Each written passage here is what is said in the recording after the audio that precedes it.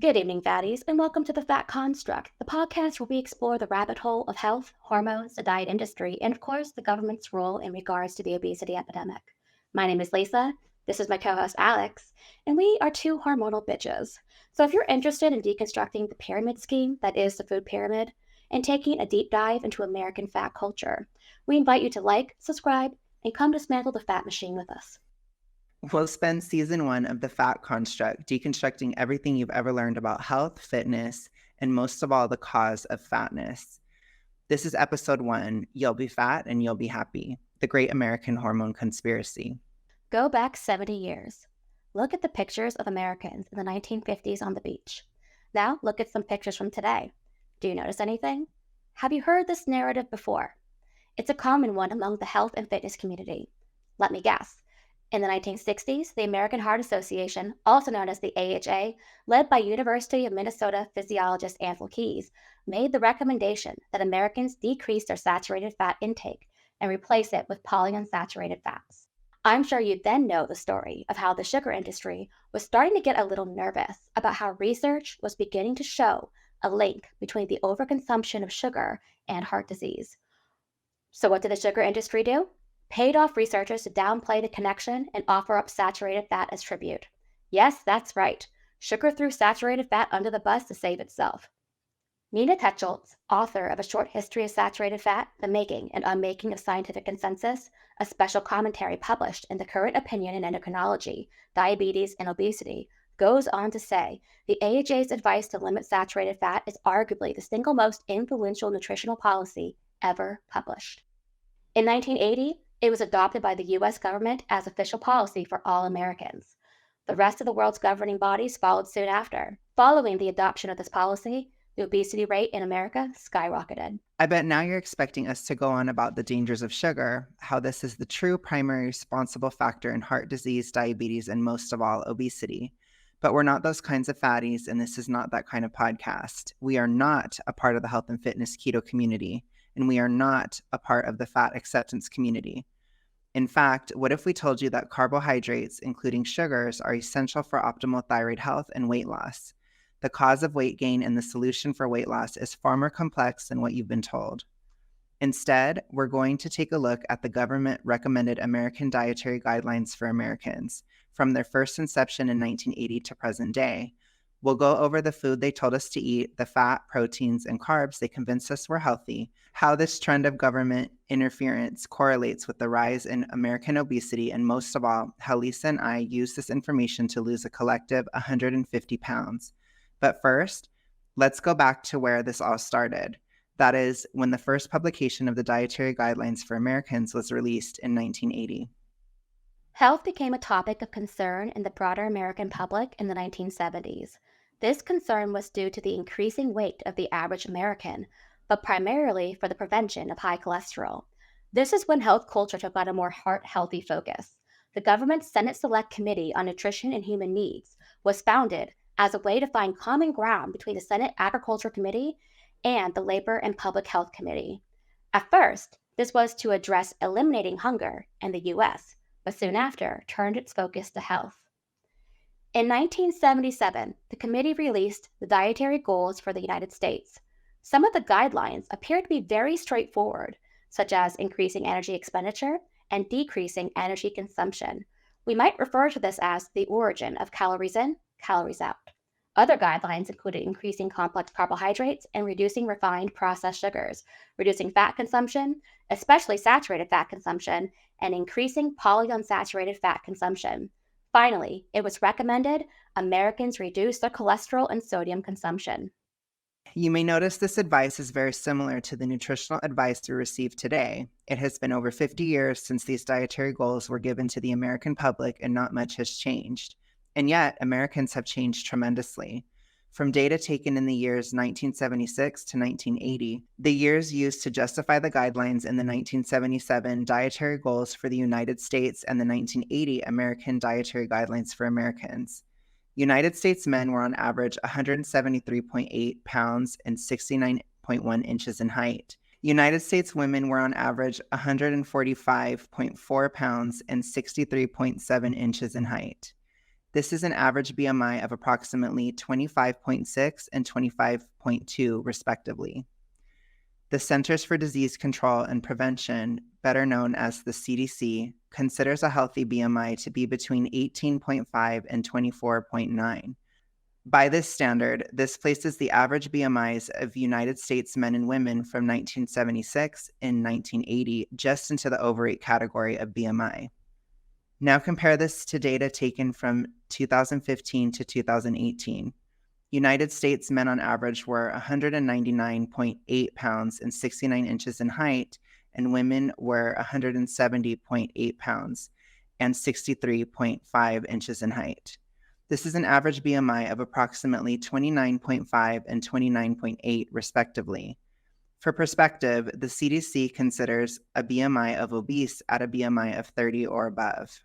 As you can see, the average weight of United States men increased by 26 pounds, and the average weight of United States women increased by 25.4 pounds, with no significant change in height to account for weight gain.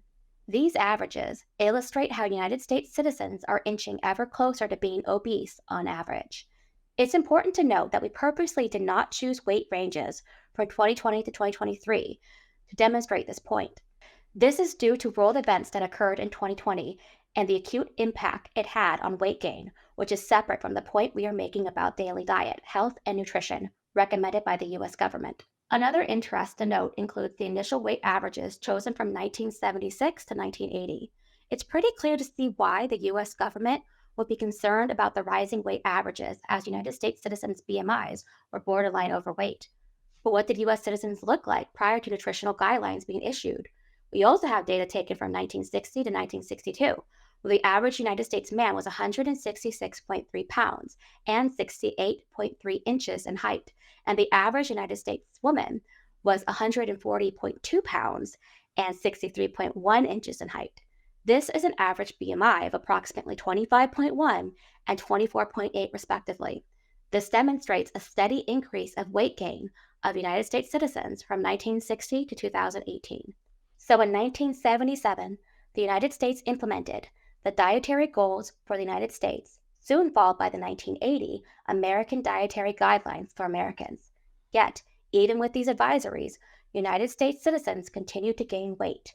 We are now facing an obesity crisis. You may be asking, what happened? Why did government policy and nutritional advice not work in curbing the astronomical rise in weight averages? Polyunsaturated fats have long been touted as a heart-healthy alternative to saturated fat. The distinction is as such that the diet and medical industries will often refer to these two fats as good fats and bad fats, with saturated fat falling firmly into the bad category. Polyunsaturated fats can be naturally found in a variety of seeds, nuts, fatty fish, as well as avocados. But what if we told you that the average American did not consume their majority of polyunsaturated fats from these whole food products?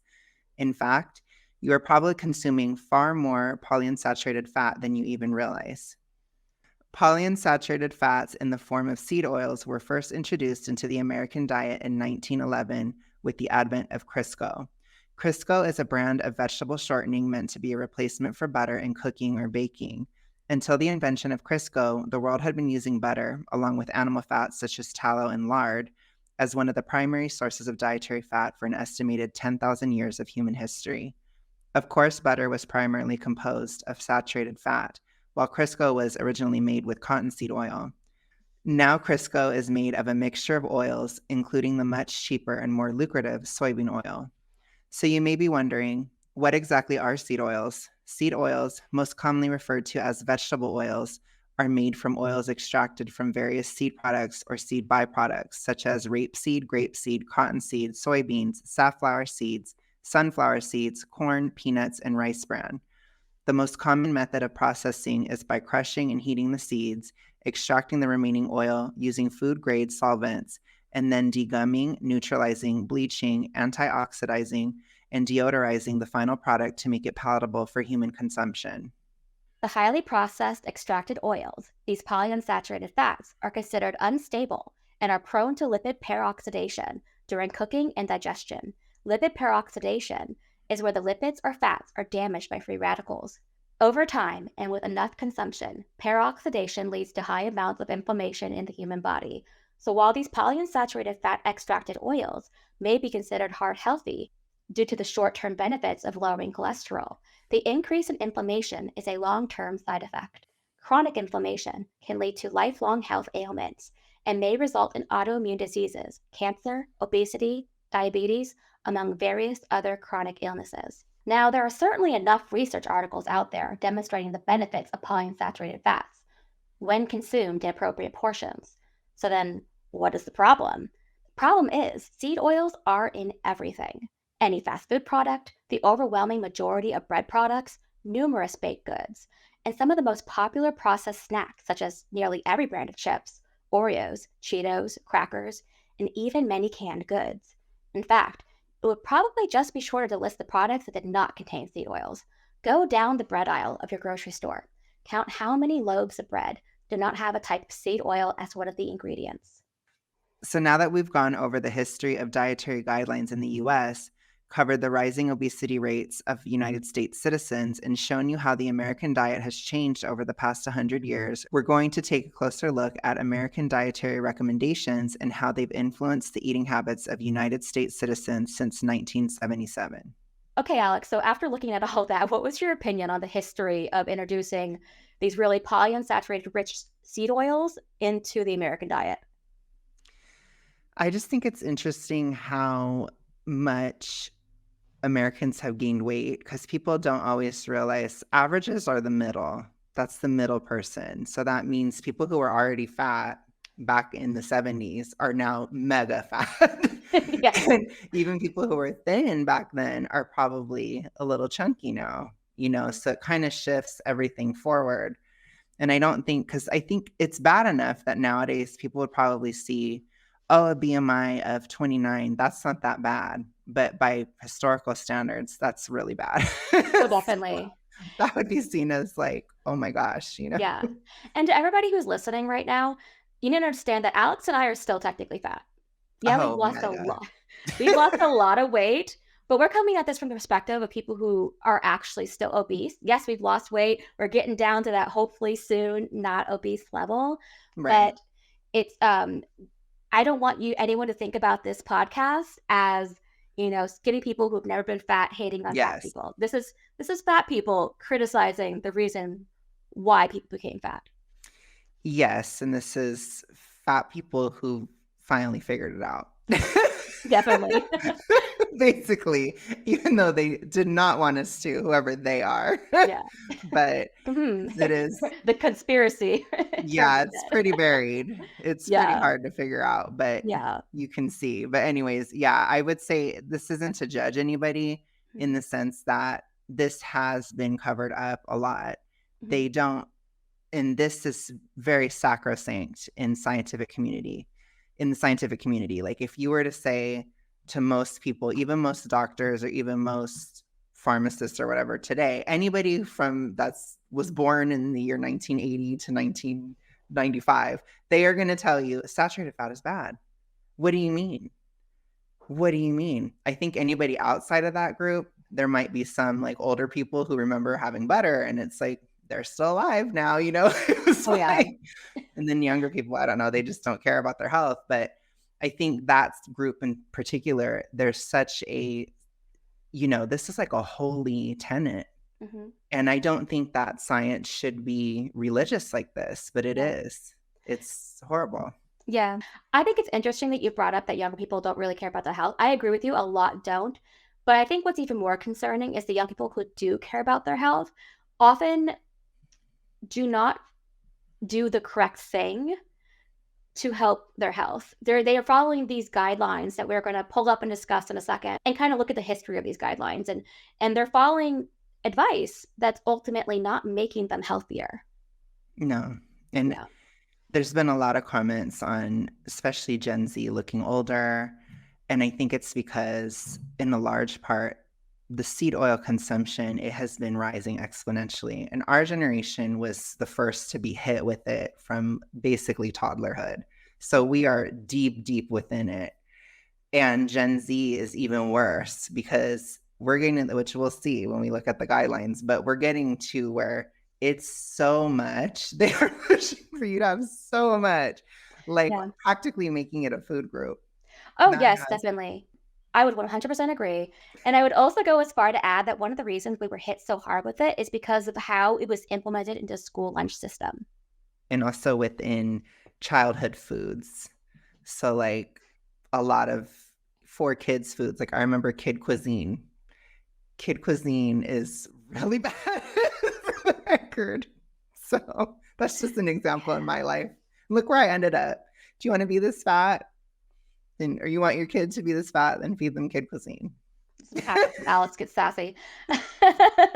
So, anyways, we're gonna go through the different dietary guideline plans that have been put out by the U.S. government, starting all the way back in 1980 and going up to 2020, the ones that we have now. But first, we're just gonna look at the historical ones. So, for people who are actually watching this on YouTube, you're gonna be able to see everything. For those of you who are listening elsewhere, we will have all these links available on our Substack. Okay, so what you can see here is the dietary guidelines that were created in 1980. And as you mentioned, it was created to kind of curb this weight gain that the American government was seeing amongst the US population.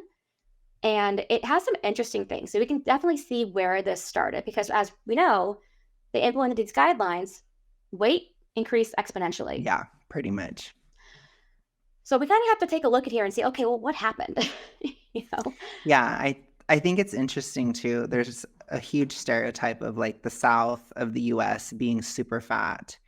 But prior to 1980, it wasn't. It was actually much thinner than the, coasts. So they listened to these guidelines and it did not work out very well.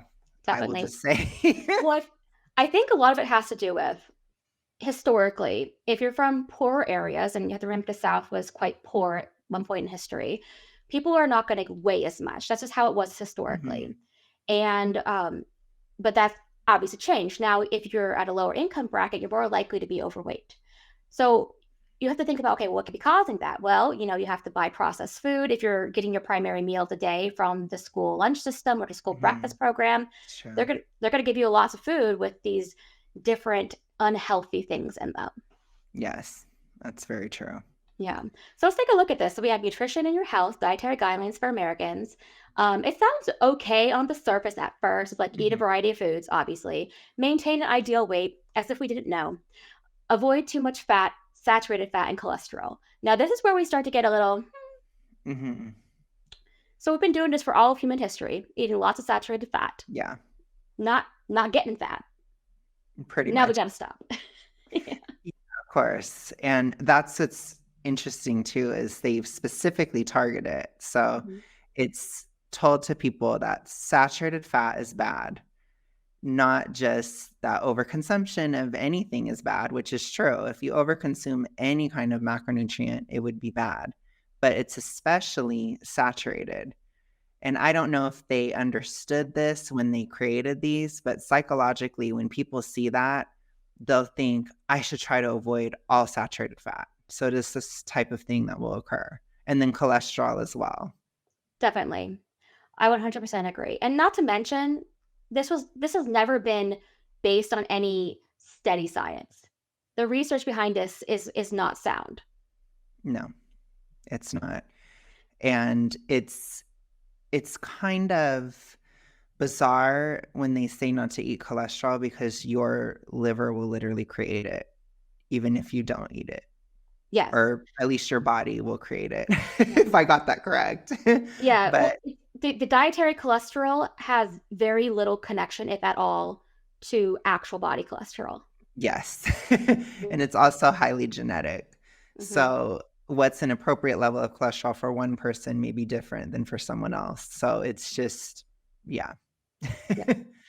So we also have eat foods with adequate starch and fiber, avoid too much sugar, avoid too much sodium. If you drink alcohol, do so in moderation.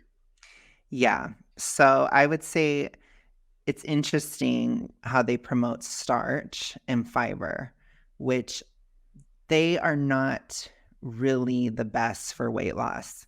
Starch increases your insulin much more than something like fruit or even sugar. So it is interesting that they're suggesting that. I would say that that's probably part of why people started having issues losing weight or gaining more weight, because the more insulin you're releasing and the more it comes up, that's how you get insulin resistance and these types of things, especially over time. And fiber is mostly unuseful to the body. It's literally just filler, right? It doesn't do anything. It just goes through you. So I don't know. They were really obsessed with the fiber in the 80s. They were. I think they were, like, afraid people weren't having enough bowel movements, and they're like, "We gotta make sure people were having bowel movements." And so that's Yeah. Yes. And then they go to avoid sugar, which people would tend to think, oh, well, my fruit juice or things like that, that's sugary. I mhm, need to avoid that. Right. yeah. But overall, when we went through this earlier, it wasn't the worst one that we saw. In 1980 was Yeah. pretty tame. It's sad to say this already was a pretty low bar to Yeah, start with, but it definitely got worse. yeah. I'm just saying. Now, one of the things I wanna mention too is every single one of these has a BMI chart, and Yeah. I think it's fun to look at the BMI charts and how they change over the years. They're always exactly the same, like, the BMI here has not really changed between 1980 and now, but I just found it kind of funny how, like, they're trying to change it up to make it look fancy each time Yeah, of when course. we're looking at that. They're like, "Ooh, we're up to date." Just to stay Yeah. the art, I'm sure. Right. Oh, yeah, definitely. It seems like they're definitely trying to make each PDF as friendly as possible. Right. Oh, cool. And where we do agree with it is the alcohol thing. Oh, So yeah. that's true. Yeah. Very true. Although there is one thing that we do not agree with the alcohol one. I can't remember if it's in this one or the 1985 one. I believe it's in the 1985 one. Oh, yeah, yeah, and it's in 1985. So we're gonna get to that one next. Let me pull that one up. But yeah, this is where their starting point here. So Yeah. they're already giving some bad recommendations, or at least what Alex and I Yes. would consider bad based on our opinions, because this is a lot of this. Yeah, we did a lot of research, but a lot of this is our opinions based on the anecdotal evidence that we have of our weight Yeah. loss. Just to make that clear, people out there. But so far we're thinking not so good advice, but it's still manageable, right? They didn't say Yeah. don't eat saturated fat at all. They said just limit it. Yeah, Mhm. okay. So let's go into 1985. So here we have 1985, and already you can see they're starting to spruce things up. They got new Yeah, I think colors.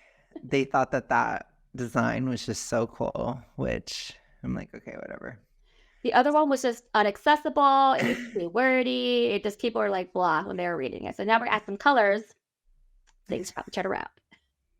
Oh my gosh. So a lot of it's the same, as you can see. So, but if we go through here, like scroll down to page 4, we have on page 4 guidelines that we have here are for those who are already healthy. That's an important factor because one Mm, thing that we don't talk about when it comes to weight loss and dieting, it's like, well, what does a thin person eat? Eat like a thin person. Sometimes you can't do that. yeah. Yes, because sometimes, we get a lot of, I want to say, it sounds kind of harsh, but I guess I'm feeling dramatic today. We get a lot of kind of gaslighting when it comes to being overweight or especially obese or, very obese. You get people that will tell you, oh gosh, like you're going to die tomorrow and blah, blah, blah. But then they'll also say, you need to eat exactly like you should if you were thin. And it's like, well, that doesn't really add up. Like, if you're thin and healthy, are you going to die tomorrow? So why should I eat like I'm dying tomorrow? It's just, you know what I'm saying? It's like they don't consider, there's like a double think where they say, oh, being obese is your fault. It's this problem. It's that you're not doing this and you're doing that. But then it's also, they don't believe that obesity actually causes any differences in your body at the same time. So it's like, if you can admit that it's a problem, then you should be able to admit that it will affect how you absorb food and how you process things, and it won't be the same as a thin person. And they Yeah. can't. Oh, definitely. And also, I think we're starting to recognize to not as a culture. I wouldn't say that the dietary guidelines I've noticed they don't say to do extreme calorie deficits, but as a culture, we hear 1,500 calories is a diet for the average person because 2,000 calories is like the recommended dietary plan for the average American if you're of a healthy weight, or just slightly overweight. And so they want to cut you down 1,500 so that you'll lose weight. And so they'll meet someone who's like 350 pounds and they'll be like, cut out all these calories and get down to 1,500 calories per day. Well, a lot of times what you're doing is you're cutting out 1,500 calories. So you have someone who's eating 3,000 calories a day and they're actually maintaining their weight at 3,000 calories because they are so heavy. And now you're cutting it in half and they are going to struggle. They're not going to get the proper nutrition that they need to sustain their body size. You need to cut calories at a very, very limited rate and work your way down as you lose weight. Yes. Yes. Yeah. So one of the things that we kind of thought as we were reading through this was when they're saying, hey, this dietary advice for people who are already healthy, it's kind of absolving themselves of responsibility because it's showing that they really have no idea what kind of food a fat person should be eating to lose weight. Yes. And it's showing that what they suggested wasn't working for 5 years. And they're trying to act like, well, this is for people who are thin anyways. So, yeah, because we start to get this approach within doctors that if you're obese already, then you're already over. Yeah. You'll never fix it. You're written off. If And this you're has fat, only you're gotten screwed. worse. Yeah. And this has only snowballed and gotten incredibly worse, where now doctors will say, well, we need to just focus on prevention because once it happens, you're never going to fix it. That's their approach. So Yeah. even doctors are starting to take on these fat acceptance type of statements. It's crazy. It's definitely crazy. So we scroll on to page 10. We found a lot of really just weird things in here. Oh, here's our BMI chart. This one's exactly the same. Maybe they get spruced up. So on page 10 here, we have diets containing fewer than 800 calories may be hazardous and should be followed only under medical supervision. What is wrong with that sentence? It's giving the implication that you could eat 900 calories per day and be fine. Yeah, which some people will say, oh, well, if they're short and this and that. And it's like, sure, but I think once you get to a certain point, you need to just exercise to lose the weight. Like, you cannot just not eat anything. Yeah. What the heck? Well, you still have to maintain your basal metabolic rate no matter what you're doing. Yeah. So you need to make sure, like, maybe like somebody who's 4'2", they'll be eating 800 calories a day at the diet. But there's not going to be anyone 5 feet or over where it's going to be healthy to eat 900, 1,000 calories. It's just not, yeah. I would say at the minimum, 1,200 is the lowest you should go if you're trying to get off the last couple of pounds, Yeah. And that's for a woman. For a man, I would never, ever, man should never go below 1,500. Right. Yeah. Yeah. I mean, it's first of all, it's not going to be sustainable for anybody. And second of all, like at 900 calories, you can become like severely underweight eventually, or you can start to become underweight. That's really, really low. Yeah. And for somebody who's really fat, you would be absolutely starving to death at 900. Like, you'd have to, I've heard of people, they get on certain drugs or they take certain hormones to eat that little. Like, it's not something that you will naturally be able to do. So it's probably damaging, in my opinion. And people are going to listen to us right now and be like, they're not encouraging that. Look at the thing. They're saying, don't eat that little. Like, we understand. The whole point is people read this stuff, and because of the poor communication, they think, okay, well, as long as I say above 800, I'll be fine, right? If I eat 801, then I'm good. Yeah, exactly. Because that's what people hear, and they don't understand, like, there's a difference between what the pamphlet is saying and what a person who wants to lose weight actually sees. And I don't think they get that. And like you said, it's bad communication. So it's like when they single out the saturated fat, a person will look at that and think, I shouldn't have any. And that's horrible. It's definitely horrible. Speaking of which, if we go down to page 14, they more or less promote eliminating saturated fat. So it says here, populations like ours with diets relatively high in fat, especially saturated fat, and cholesterol, tend to have high blood cholesterol levels. Individuals within these populations have a greater risk of having heart attacks than individuals with populations that have diets containing less fat. Now, what they're also leaving out here is that the American diet, especially by 1980, was changing drastically in compared to the rest of the world. And they're blaming saturated fat when not considering the other things that were introduced into the diet at that time or 20 years prior to that. So they're saying, yeah, you have a high diet in saturated fat in the US, but they were also heavily promoting things like Crisco. Right. People were eating that more. And then they were actually demonizing saturated fat. So people were actually eating less, but yet still gaining weight. And then on page 16 here, they have they're asking you to moderate your use of egg yolks and organ meat, which, as we know now, are two of the most important things that you can eat for nutrition. Yes, they're some of the most nutritious foods possible. Yeah, especially organ meat. Like, what is wrong with organ meat? I don't even know. It's just, it's crazy. Yeah. And I think because they advertise this so much about like, don't eat organ meat, it's bad for you, people lost a taste for organ meat today. And people are becoming very vitamin deficient. Yeah. Oh, yeah. Or they're just on the supplement train. They only have supplements. They don't actually eat it anymore. When people used to just actually eat it. Crazy. Okay, Alex. So maybe you can explain this part. But on page 20 here, it's asking you to avoid sodium. What was the connection between sodium and diabetes again?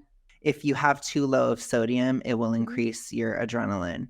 And adrenaline can lead you towards being diabetic. So it is downstream, but it's very much in the short term, not having any sodium or having too little sodium, which again is one of those things where genetically certain people need more than others. And we have this thing called taste. It's really incredible. It's this amazing invention where if you eat salt to taste, you will get enough naturally. There are animals like deers will literally travel miles and miles to find like salty mud. But human beings, we are also mammals that need salt. We have salty blood and we will avoid it. It doesn't make any sense. But people do avoid it like the plague. Also, too, we used to salt all our meat and people didn't just die of heart attacks. In fact, people started having more heart attacks after things like refrigeration came in. So the connection, it's just not really there. But that's another one of those sacrosanct things. And when you avoid salt, you can feel hungrier too. You need salt. Yeah, definitely. And the last thing we found about the 1985 one is probably the wildest one, but there are some good tidbits from later PDFs and dietary guidelines that we looked at. This one I thought was the most wild. And it's basically saying excessive consumption of alcohol beverages by pregnant women may cause birth defects or other problems during pregnancy. The level of consumption at which risks to the unborn occur has not been established. So it's basically saying, yeah, you shouldn't drink a lot. We don't really know how much you should drink, which is kind of sad. It is kind of sad. It's like how they used to smoke when they were pregnant too. Yeah. And they're like, you can drink if you're pregnant, just don't drink a ton. And it's like, oh my gosh. Which I feel like it's weird because like I was born in the 1980s and my parents knew not to for my mom not to drink when she was pregnant with me. So yeah, that's a little weird. So next we're going to go on to 1995. So I had 1990 and it's basically exactly the same as the 1985 one. Okay. They didn't really, they like added a couple of sentences, revised a few things, but it's all the same pictures and stuff. So we're going to go into we're going to skip into the 90s, 1995. Okay, so once again, we've spruced things up. Whoa. I know. It's like the Olympics. And it's pretty much the exact same information. It's presented in a whole new way with a new graphic designer. Okay, and so it does look similar. It's all exactly the same information. So we don't really need to go over it. I just love how they get like someone new coming in. And I do wonder if this is Olympic related because I believe it was the 1996 Olympics were in the US, the Atlanta Olympics. I think they were like, it was like a really big thing. Yeah, it was coming up. Probably was. Probably. Yeah. And then the US women's team won gold in gymnastics. Not important. But what I thought was interesting is this is where we get the first look at the food pyramid. No. I know. It's the food pyramid, Alex. This is the most important health document in American history. No one had a problem with it at all. Oh my gosh. especially those 6 to 11 servings of bread. Which, by the way, that is just weight gain city. You can gain a lot of weight eating that much starch. Well, like Bring it on. a slice of bread, like you get a slice of white bread, it's around like 110 calories. So if you're saying eat 11 slices of bread per day, that's an insane amount of, that's like all your calories basically if you're trying to diet. Yeah, pretty much. And then you have other calories on top of it. But it's just like you would feel like you are starving. That's all you're eating. Yes. It doesn't have that much nutrition in it. Yeah. So they're like, oh yeah, let's just eat tons and tons of grain. Mm-hmm. And then don't eat any meat and have barely any vegetables and Well, fruit. that's another thing too, is that they actively encourage dry beans and nuts. Like a 1 serving of nuts is equal to a serving of meat, according to this pyramid. That's insane. Yeah. So they've been doing this for a long time. Mm-hmm. Interesting. Yeah. All right. Definitely. And so we scroll down here, they'll tell you exactly like what constitutes a serving. So a slice of bread is a serving. So they say it's okay to have 11 slices of bread per day. Of course, they'll say a variety of food. So, you can mix it up with your serving of rice and your serving of pasta. So that's still 6 to 11 servings. That is like some bulking, like you're going to take that, go to the gym and try to build your muscle type of food. Mm-hmm. But you'd have to eat meat as well. Otherwise, you're just going to get fat. That's a lot of grain. Yeah. You're going to go train for the Olympics. That's what you would be having that for. Yeah. Not for a fatty trying to lose weight. It's not good. And they're always encouraging people to eat raw leafy vegetables. Now, Alex and I, we have a thing about raw leafy vegetables. No. No, it's very anti-thyroid, which we will be covering eventually. On here. Mm-hmm. Yeah. It's just very interesting. And then when you get down to the milk section, so it doesn't say so here, but it does say so in a different part of this document. They really, really encourage you to only drink low fat or low fat milk or like non-fat dairy products, which makes absolutely 0 sense. Yeah, it doesn't. Yeah. It doesn't, but I do remember like that does come to mind. We gotta have skim milk and blah blah blah. And yeah. I'm just like, we were all fat and we were having skim milk. It didn't do anything. Yeah. Well, skim milk, it's hot, usually like higher in sugar because otherwise you're just drinking like water. Yeah, pretty much. I mean, I have it occasionally, but it's not very filling. It's not at all, and it's not good at all. The only nutrition it really has, it does have a little bit of protein, but it has calcium still. So I think in a pinch, if you're like, oh, I'm doing a caloric deficit, I need to have some calcium. Sure, skim will work within a diet context, but you don't need to have it your whole life. That's insane. Yeah. Like, have the whole food. It's a whole milk. It's there for a reason. Like, the fat is there. It helps people feel fuller. It's crazy. So they consider a serving size of meat to be 2 to 3 ounces. That's like tiny. That's like this much steak. Yeah, that's really little. So how many servings did they want you to have? Of that, that's 2 to 3 per day. Oh my gosh. I know. It's insane.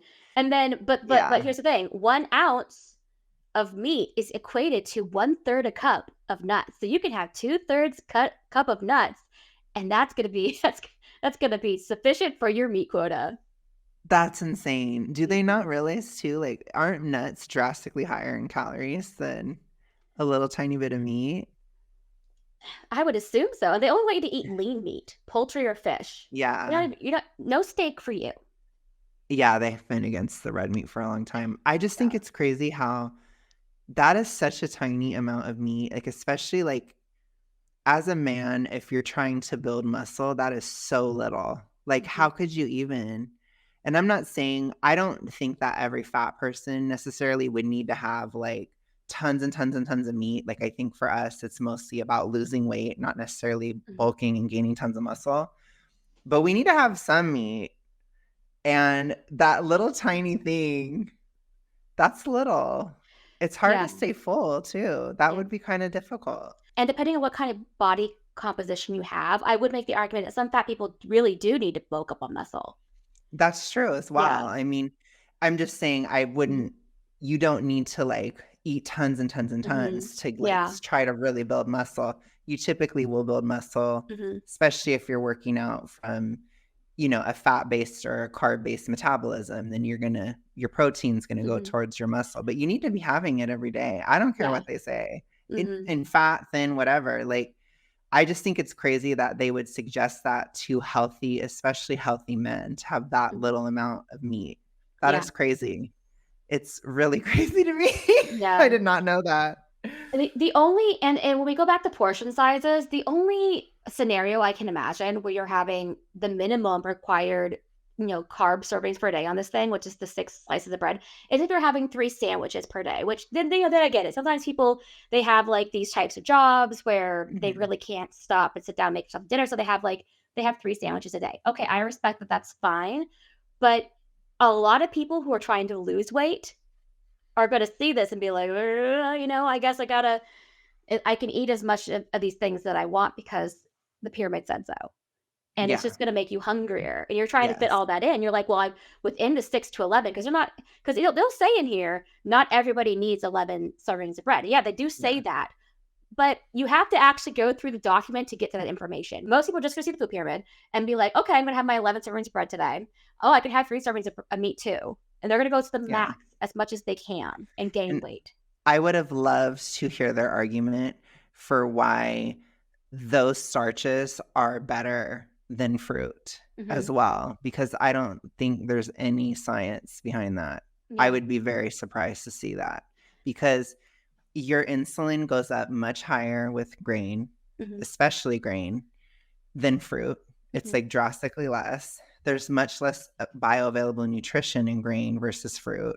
Hmm. Fruit is actually filling, fruit actually is energizing. Hmm. Carbs like starch they're not bad. I'm not against it, but it's not like, oh yeah, that potato is really going to help you, especially if you're really fat. Hmm. You're going to eat that potato and it's going to be like, you're going to be in the morning like this when it's like you probably should have just had a glass of orange juice and then you'll Hmm. be like, oh, I'm actually alive. Let me go Yeah. work. You know? And I will say the potato can work if you're doing it the right way. So, for example, I'll Yeah. often have a baked potato, but I'm adding sour cream to it, I'm adding Yeah. butter to it, and so those saturated fats are filling my Yes. stomach, and I get really, really full because I'm Yes. satisfied eating the. Exactly. Yeah. And yeah, totally. I'm just saying, like, those starches are not necessarily like Mhm. energy creating Yeah. foods. Like, they're more heavy. It takes longer to digest. Mhm. It's a slower process, which also means your insulin's up for a longer time. Mhm. I have no issue eating potatoes or whatever, but Yeah. to promote it above fruit in the Mhm. pyramid is insane. It Yeah. should absolutely be switched, Yeah. especially if you're trying to lose weight. Yeah, and I would recommend potatoes only in the case people like me, where Alex and I have talked about this before, where for me, I need to feel very, very full to feel Mhm. satiated. And so eating a potato is good for me just so because it sits in my stomach for a long time. But a lot of Mhm. people are not like that. And so it's just, you really have to do what's right for you, but fruit is right for everybody. Yeah, it's essential. It's very It's a essential. requirement. Yeah, Yeah. so potatoes are not necessarily a requirement, but fruit is. Hmm. It's the same thing, I will say, controversially, might I add, meat is a requirement. You are Yeah, absolutely not gonna have an ideal health outcome if you're not eating meat every day. definitely. Some people can't, and I get that, like, if they Yeah. have those issues where they can't break down certain proteins, but if you don't have that, then you don't have any reason not to. Yeah. So You come know, on. funny story, anecdotal story that happened today to me. I was at the nail salon, and the woman sitting next to me was surgeon. She was like, MD Mhm. surgeon, and we were just talking about thyroid disease. She brought it up, and I was like, "Oh yeah, I have thyroid disease," and she was talking about how all these people were having a lot of cognitive issues because of their Interesting. thyroid being bad. And she also brought up how it's crazy that she's noticed in the last 7 years everybody's coming down with thyroid disease. It was like it was fate, Alex, sent from God. This woman sat down Yes. next to me. We had this conversation. But I was telling her, I was like, yeah, I've lost about 60 pounds, and I largely did that due to eating lots and lots and lots of fruit. And I said to her, because your thyroid needs fructose. And she Yeah. looked at me. She was like, how did you know that? She's like, that's correct. Like, how do you know that? Because nobody knows that. Yeah, pretty much. And it's like, that is crazy how nobody knows that. Like, that should be in a health suggestion. Like, make sure you're getting fruit. Your liver needs the fruit. Your thyroid needs the fruit. Like, your liver is what gets rid of excess estrogen, for example. It needs fructose. That's why fructose goes straight to the liver. There's literally a reason why we have that in our body. And people just ignore it. So it's like the starch, it's really going to just go to your muscles. Glucose, your thyroid needs that too, which is important, but it's really more of a muscle thing. Whereas fruit is more of a liver thing, which the liver, we need to be functioning highly. Again, if you're training for the 96 Olympics, then go ahead and have tons of starch if you're training. But other than that, I don't know. Yeah. Well, yeah, definitely. But okay, so that was great. That was the year 1995. Let's move on to the year 2000. The year 2000. The millennium. Oh, man. So once again, we have updated the graphic design. It looks very much grade school Photoshop. It does look very 2000s-y. It was very early time. Sure.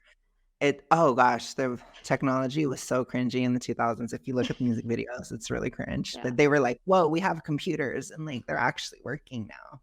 So yeah, I guess you're right. And Probably the shapes: aim for fitness, build a healthy base, choose sensibly for good health. And I love this part. This is the only part we're looking at because the rest of it's basically stuff that you've already seen before. We're going to have the food pyramid. We're going to look at the BMI chart just to get an update on that. But it says, let the pyramid guide your food choices. Really driving it home. Yes. Choose a variety of grains daily, especially whole grains. So make sure you're getting your grain. That's not going to help you lose weight. Yeah. And there was one part here, I think it's in the next page, where they say, use plants as the foundation of your meals. Use plant foods as the foundation of your meals. The thing that I think is very interesting here is if you think back to the early 2000s, it was kind of like 1995 to 2000. There was a lot of anti-meat rhetoric. They were really trying to turn everybody vegetarian. Yes, absolutely.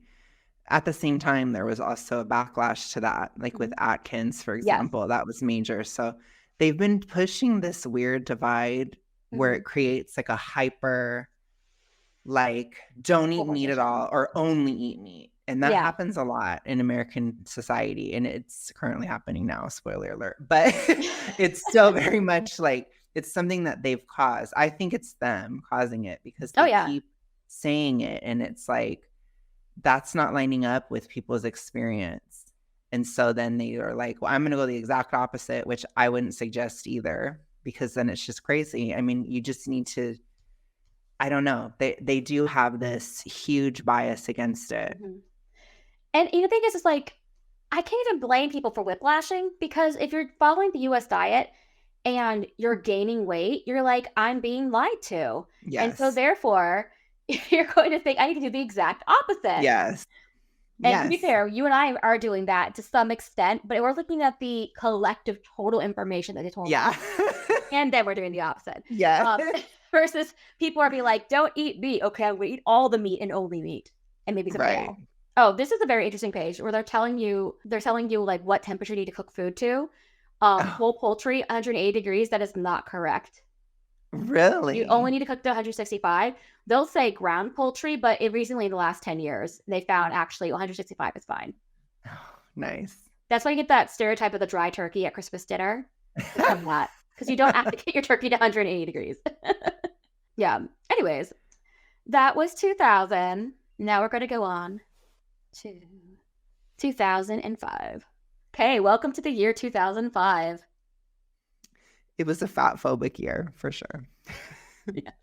This is my favorite design so far. I like the purple. Ooh, this looks like a health book I had at school. For all we know, it was, Alex. Yeah, for real. And they would never put this eggplant on the front. Oh my gosh. Yeah, they wouldn't. Oh my god. They have an apple. Love that there's no meat. Love there's eggs. They're finally, because this is around the time when they started to say, okay, well, maybe eggs are okay again. Okay. We weren't allowed to have them all through the 90s, but I do remember very specifically They were like, oh, wrong about eggs. Like, Yeah, maybe exactly. we're wrong Still about got them. beans. Still have like kale or bok choy, whatever this is. Yes. Still And have beans. fish. Yeah. And here's the thing, No I'm meat. not entirely anti-bean because if you take beans and rice, you have all of your enzymes that you need to like live. But that is why you'll typically see those food combinations in very poor countries. They don't have access to a lot of other foods.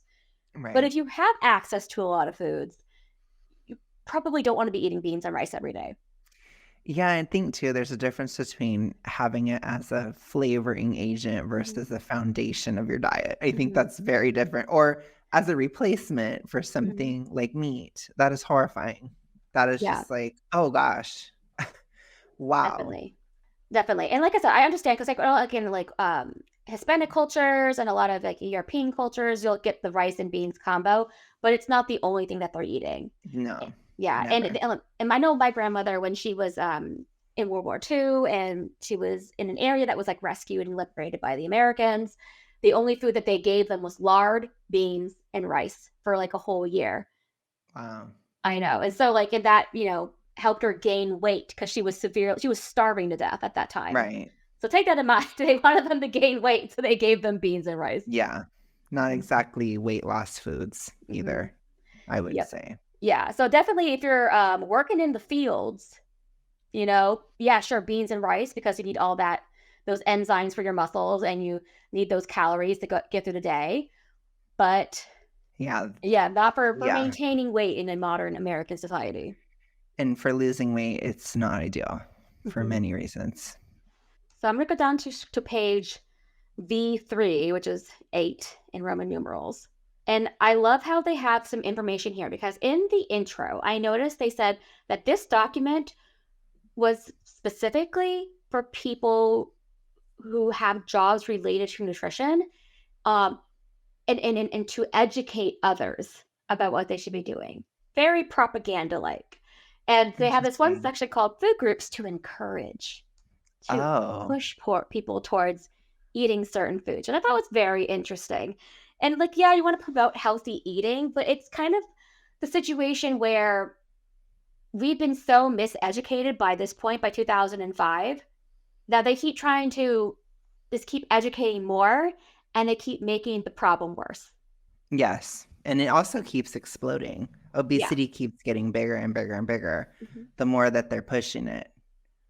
Yes. So we have choose a variety of fruits and vegetables each day, which sounds okay at first. But they want you to select from these 5 vegetable subgroups: dark greens, oranges, like orange fruits and vegetables, legumes, starchy vegetables, and other vegetables. So there's already a few problems that I see in there because they're saying a variety of fruits and vegetables. Well, where's the apple? Right. Where's the banana? Where's the watermelon? Where's the variety? Yeah. And where, yeah, Well, I watermelon agree. has sugar in it, Alex. Now you know that sugar is evil. The less sugar people eat, the fatter they are a lot of time. Yes. Gosh. And what another interesting thing I found here is, as we remember, um, these guidelines were created in 1980, and from 1980 to 1985, they kind of got to see the results of that first, recommendation that they put out. And if we go to page 13, we will see something very telling. Weight management. The Oh prevalence gosh. of obesity in the United States has doubled in the past 2 decades. Huh. 25 years of American dietary advice, and obesity has doubled. Interesting. Yeah. And this is where a lot of the FAs, the fat acceptance crowd, they're very upset about this language because they're like, why are you saying it's a problem? But they were very much, they fearmonger about it, but then they're also giving advice that's not that great.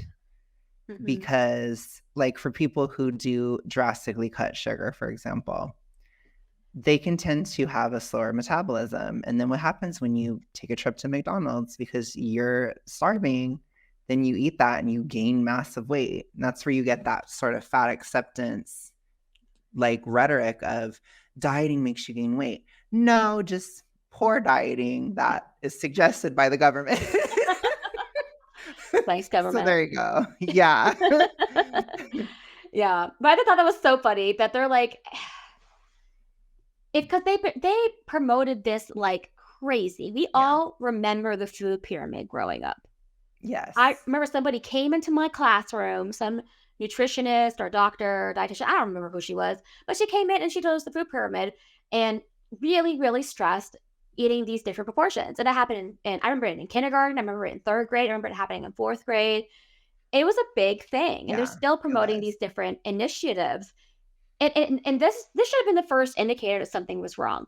So you're pushing it on the American public, and then obesity doubles.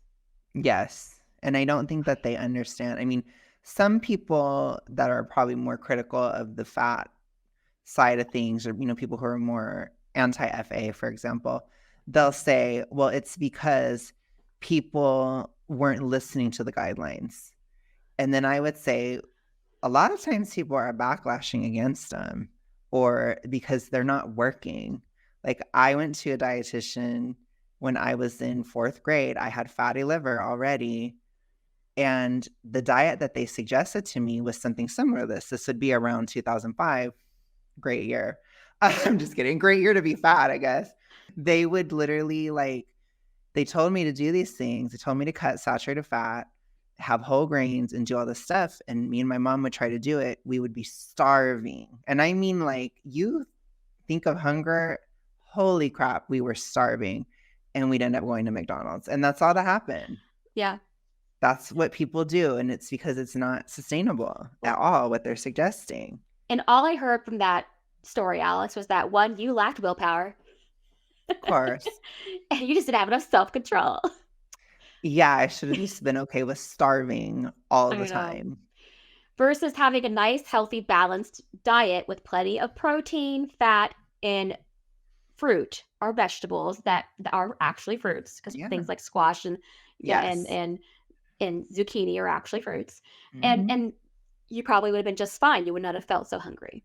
Yep. Could have even gotten away probably with a glass of lemonade or something, or animal fat fried potatoes or something. You could get away Yeah. with a little bit, especially if you're active as a Mhm. kid, which you would be if you weren't sick and tired, like hypo and feeling horrible. Then you would be out playing. It's like people think too, like people would have I remember at the time too, we had this mindset. I'll say we, because I think pretty much we all did, this mindset of like, you have to do it perfectly.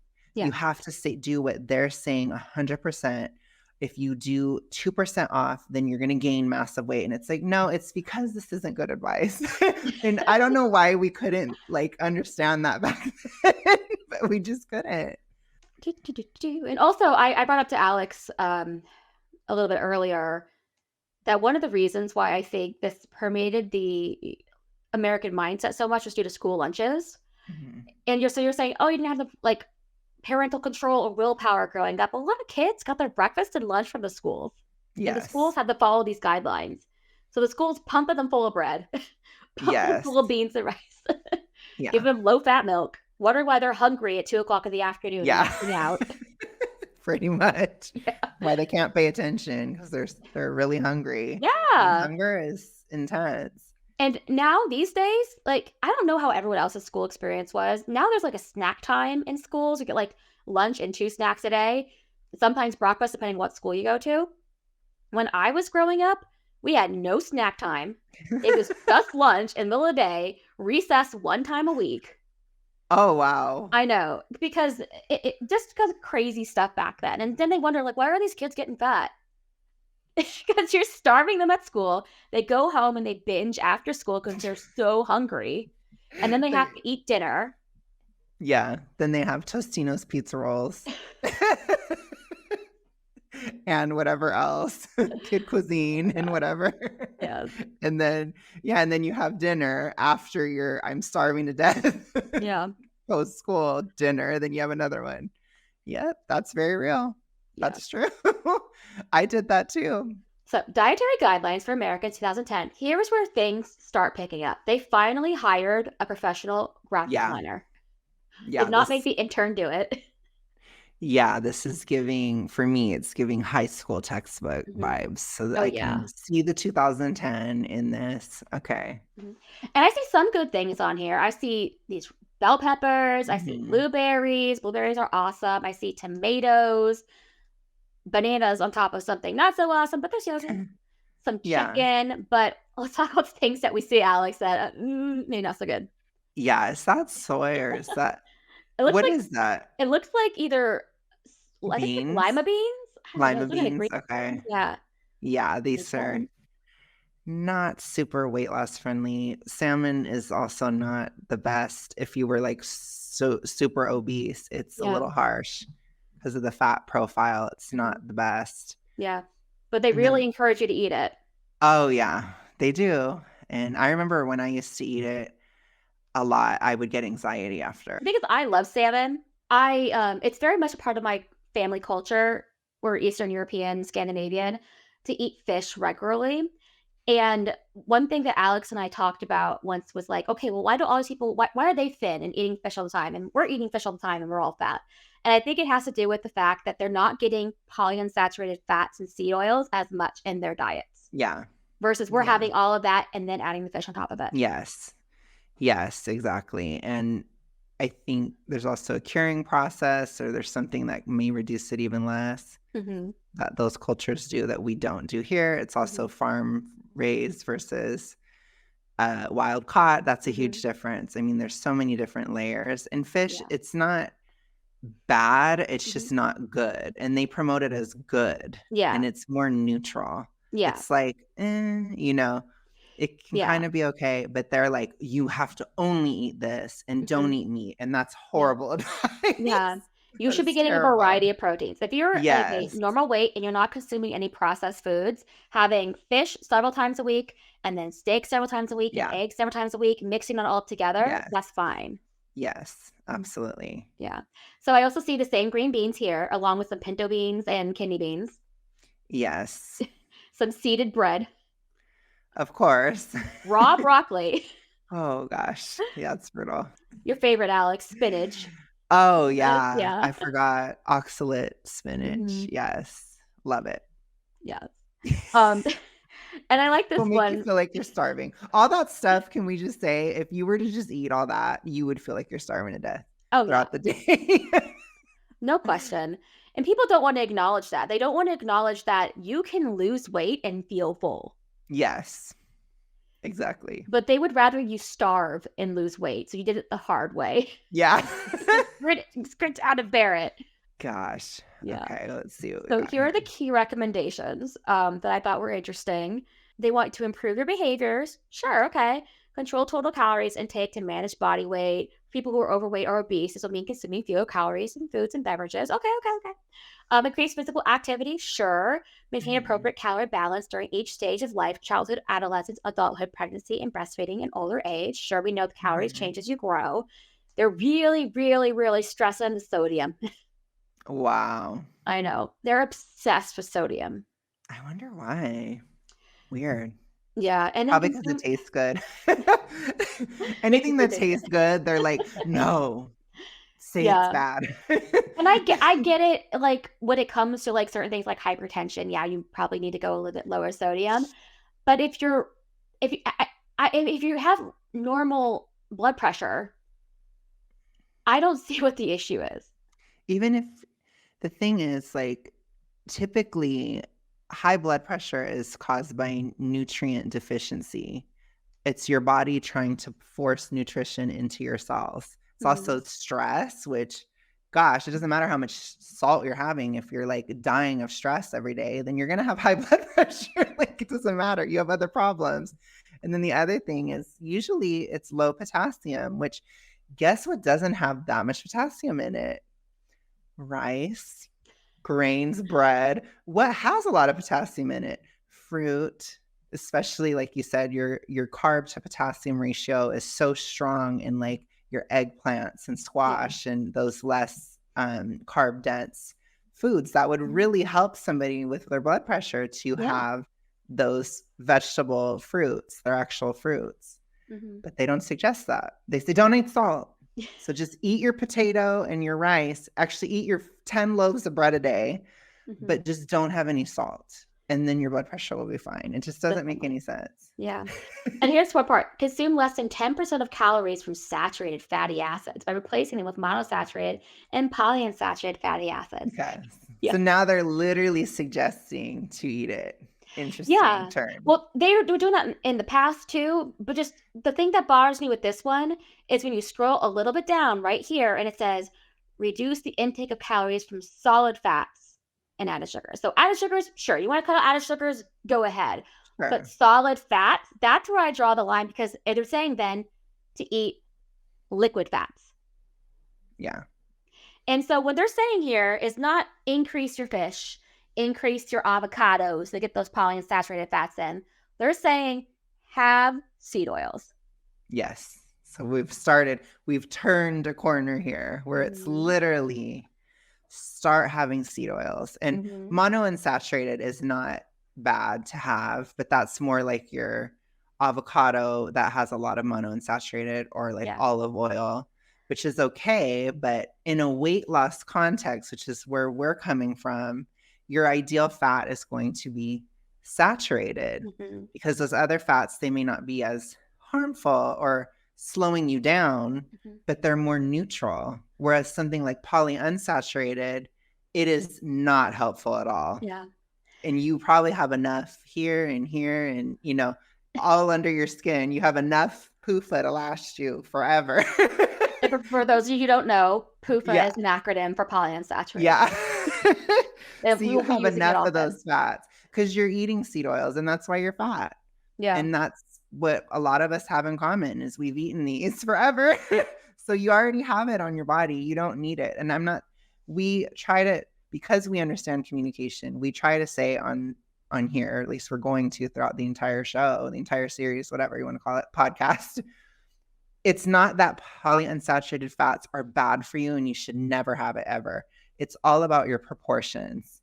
And you as a fat person, you already have such a high proportion of polyunsaturated. So that means you need saturated to balance it out. Definitely. So when they're telling you now to literally have the seed oil, that's horrible advice. And I just want to apologize to everyone because I think I said monosaturated fats. I'm going to say monounsaturated fats. This will happen a lot. I will misspeak. And here they finally got the alcohol thing under control. They're only saying 1 drink per day for women if you're going to have alcohol and 2 drinks per day for men. Makes sense if, weight wise. I would not recommend people drink every day. I don't think it's that good for you. But especially not if you're trying to lose weight, just don't. Well, especially since probably say just drink in moderation. Well, what is moderation to one person? Right. I mean, at least now they have like a measurement system in place. Yeah, that's one true. serving. So now we're going to go on to 2015. This is the dietary guidelines we had going into that big incident that occurred in 2020. Okay. I do not understand the puzzle. Looks like they're trying to put together the My Plate thing. We've got our nice tofu, of course. Super important. Yeah, we got some. Okay. Looks like a tortilla, some oranges. I like the oranges. I do too. Love the asparagus. Asparagus is very good for your thyroid. You got some yellow squash. A tomato-based chili-looking thing here. Yeah, there's rice. Yeah, there's some beans. Yeah, it's not too bad. That bran is horrible, though. Yeah. That would not help you. Yeah, the lettuce isn't going to do anything either. Yeah. The tofu is not helpful. And we're also not fans of raw vegetables. No. I mean, I think with carrots, it's kind of okay, but you got to have a strong digestive tract, which again, a lot of fat people don't. They don't talk about that. That's why people are hungry too. They can't digest food properly. Yeah, and because we've talked about too that a lot of fat people will have lower stomach acid. Yes. You need lots of stomach acid to digest certain vegetables, to properly leach B vitamins from meat. There are some people that Alex and I have watched on YouTube who talk about how every time they eat steak, their stomach hurts. It's like, well, it's probably because of stomach acid. Probably low stomach acid, which again, Yeah, we will Yeah. definitely have to talk about that. And on the So flip there's side, multiple though, reasons. oh, and on the flip side too, there's people who have there's a higher incidence of heartburn and acid reflux in obese people. Yes. So it kind of goes both ways, and it's Yeah. neither are good. It's not good. Yeah. No. Okay, so this is the new guidelines here. We can kind of see through them. There's some information that we've seen before. Your food and beverage choices matter. Eat to an appropriate calorie level. Alex and I do not disagree with the calories in, calories out Yeah. narrative. We're calorie realists over here. Yes. And a healthy body weight and nutritional adequacy reduces the risk of chronic diseases. Absolutely true. Now, Yes. do we agree what those nutritional adequacies are? Do we agree where we get those foods? Probably not. Probably not, but right now we're talking about generalizations. One thing I do like about this is that they're now finally starting to stress like nutrient dense foods. I think if they're saying that, they should make a correction and say eat organ meat again. Absolutely. I think it's interesting too that they say to limit calories from added sugars and saturated fats and reduce sodium intake. So my question is, what are they basing that on for those calories should be more limited than other calories? So like, why shouldn't we limit our calories from soy or from polyunsaturated fats? Why only those? So I think it's interesting just because they're trying to incorporate that calorie realism, which a lot of people agree with, which obviously it's very true, but they're still coaching you to eat certain things. And what I see is those sugars and saturated fats, those are more satiating. Yeah. So if you're within a caloric deficit, they're going to help you stay within that deficit. Yeah. You don't have to have added sugar at all.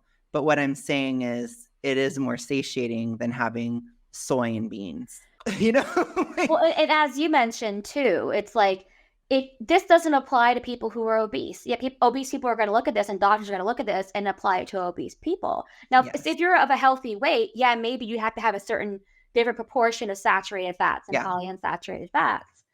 But if you're, as you said, obese, your body already has a lot of stored polyunsaturated fat. And also too, you're going to need more calories. So you have a little bit more leeway with certain things to get you to stay on track. Whereas a thin person, they're going to have a lot less calories. So they do have to focus on not having added sugar. I would agree with that. But I'd say too, maybe reduce those dang grains. Maybe think about it. It's not really that helpful. Like, just have fruit instead. It's so much more nutritious. Even a potato is so much more nutritious. Yes. And then it's been 35 years of excessive weight gain, and they're still recommending you eat fat-free or low-fat dairy milk. Now, everyone I know drinks fat-free or low-fat milk, and they're all still fat. It's not helping. It's not helping. I drink whole milk every day, and I've lost 60 pounds. Yeah, I have a lot of cheese, and I've lost a pretty good amount of weight. I have a lot of cheese. I may not eat tons of meat, but I do eat a lot of dairy, and dairy has protein in it. So I do get plenty of protein. Dairy is good food. It's amazing. So less than 10% of your calories should come from saturated fats. Same thing for added sugars. And then they still have you stuck on the sodium train.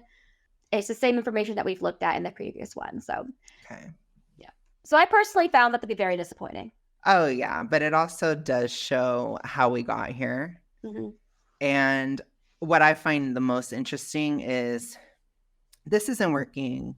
This isn't working. Let's keep pushing for more of the same thing that wasn't working before. I know. It's crazy because it's so not science. No. Science is about you're not supposed to try the same thing over and over again and then expect different results. Yeah. Pretty much. Or to lean into it heavier.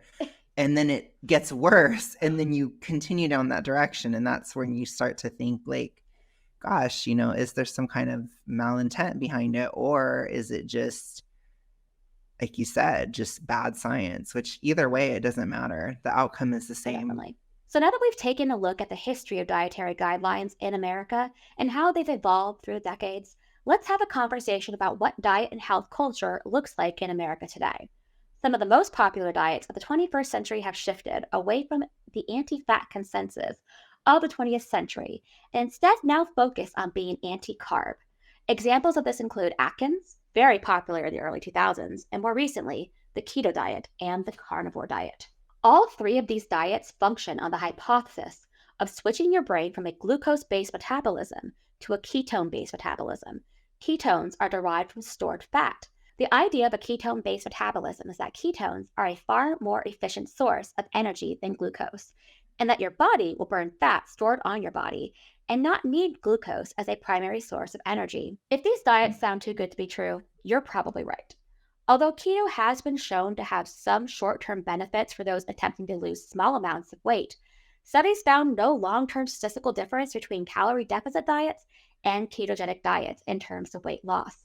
Other problems found to be associated with a ketogenic diet include nutritional deficiency due to a significant restriction of carbohydrates, liver problems due to an increased intake of dietary fat, and brain fog, once again due to a significant restriction of carbohydrates. A significant reduction in carbohydrates extends beyond the adverse health effects we just mentioned. The primary reason we bring up these low-carb ketogenic diets is due to the adverse effects they have on hormone health. Carbohydrates are an essential nutrient to overall thyroid health. Thyroid hormone is vital for normal growth, development, as well as regulating the metabolism. Hypothyroidism, caused by underactivity of the thyroid, has been associated with weight gain, increased cholesterol, reduced fat loss, and issues with the regulation of skeletal muscle. Carbohydrates are important for the conversion and circulation of the T3 thyroid hormone from the T4 thyroid hormone through a process called deiodination. Hypothyroidism occurs when the thyroid gland does not produce enough thyroid hormones, T4 and T3. The liver is the main organ responsible for conversion of these hormones. Without the conversion of T4 to T3, the thyroid hormones cannot perform their essential functions. The good news is the dietary guidelines for Americans do not recommend a reduction in carbohydrates for the average U.S. citizen. Diets restricting carbohydrate intake is more of a cultural phenomenon. However, some of the current recommendations may be just as detrimental for weight loss and hormone health.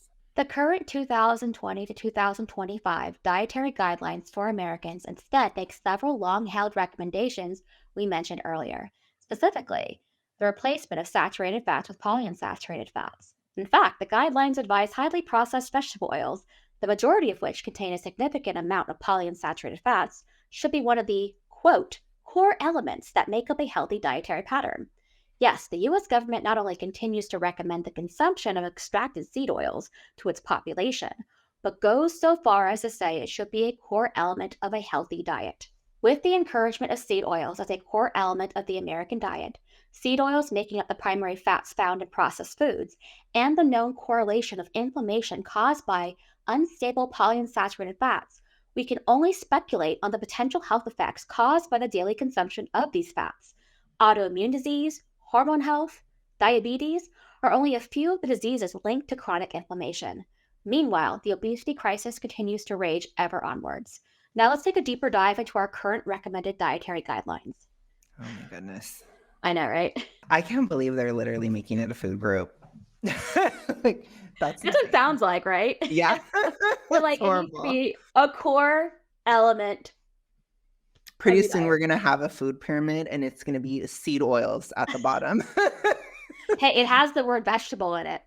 Sure, vegetable oil. Good for you. Yeah. Yeah. But then again, seeds can also be a protein and replace the meat. Of course. They're just multifaceted. They're carb, they're fat, they're protein. Yeah. It's crazy. Okay, so here we have our current dietary guidelines for Americans. 2020, 2025, make every bite count. The dietary guidelines, Alex. I love how they have a breastfeeding baby over here. We have a variety of people. We have a woman probably drinking low-fat milk. Or soy milk. This page, we look at this. Tofu. Lots of leafy greens, tofu. Yeah, I feel like they're getting more aggressive. I feel like they're almost making these dietary guidelines in opposition to people who are keto. They're like, now they're starting to war with the cultural phenomenon as people are not listening. Yeah. They're like, let's be even more aggressive. Over here, they're like, here's some meatballs. I mean, this is good, but I don't know what's in there. Is this actual meat? Is this impossible meat? I don't know. It's a good You want to question. you want to talk about seed oils? Yeah, pretty You have some much. fake meat there. So one thing that we noticed when we went through this is that there's a huge emphasis still on consuming lots and lots of polyunsaturated fats and complex carbohydrates for that fiber.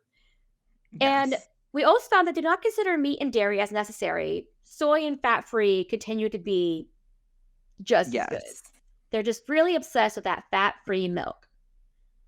Yes. So it We says here Yeah. for here protein foods, including lean meats, poultry, and eggs. So they did bring eggs back. Eggs are Those back are on the menu, guys. acceptable, which I do support. Seafood, beans, peas, and lentils and nuts, seeds, and soy products. So, oh gosh. Yeah, I would just say definitely have your meats, poultry, and eggs. I think shellfish is great. But oh my gosh, oils. So then we literally have a food group have oils, including Yeah, vegetable oils and oils in food, such as seafood and nuts. those are So the they're literally only oils you're saying allowed to have. that's insane that they are literally promoting oils as a food group now. Pretty Like, much. look at this Yeah. fruits, grains, dairy, protein, oils. Wow. But I was gonna say the thing that bothers me about that is that it used to be called fat, and they would say try to make your fat more liquid. But now they're literally saying liquid. Oil. The liquid Yeah. fat is the food group. Gosh, and if people follow that, then it's gonna get even like, people are gonna blow up. They already are, but Yeah. it's gonna be, like, to whole other levels beyond. Crazy. Yes. It's also interesting that they promote seed oil consumption combined with complex carbs, which is a massive weight gain Yeah. combination. It's Well, that's like something that yeah. we don't think about enough because there's a problem with the way that polyunsaturated fats have been consumed in the past versus how we are consuming them now. So, for example, name two things, Alex, name two things that have a high amount of sugar and a high amount of polyunsaturated fat that grows in the wild. I would even say avocados, but avocados It's not sweet. carbs, but it's not sweet, right? It's not like really sugar. It's just carbs. Nuts aren't really sugar. They're just Mm-mm. carbs. Fish aren't sugary. And so, how is it that we're basically our American diet is made up of things that have lots and lots of sugar and lots of polyunsaturated fat? Now, they'll say, okay, don't eat sugar, don't eat added sugar. But that's what's sold in the stores. That's what's Yes. injected into your food. And even still, even things that are more starchy, like crackers, they have these oils in them. Mhm. And the combination, like you said, is not found in nature. Like, you do not eat a piece of fish and it has glucose in it. It just doesn't. Yeah, and it was also a trend for a very long time to put a scoop of flaxseed into your smoothie. So you would get the sugar there, and then you would add the flaxseed. Yeah. So it's very interesting that they are literally so dead set on combining those fats with carbs when it's not a good combination, especially not for weight loss. I mean, oh my God, you want to Yeah. never lose weight? Then go ahead and do that. And that's what I used to tell people because people would argue with me online sometimes and they're just like, what are you talking about? Blah, blah. And I would say, by all means, go ahead and have as many of those oils as you want and let me know if you gain weight. And you probably will. I know exactly how I gain the weight. Yeah. Try to lose weight eating tons of chips and let me know how it goes. You're not going to be able to.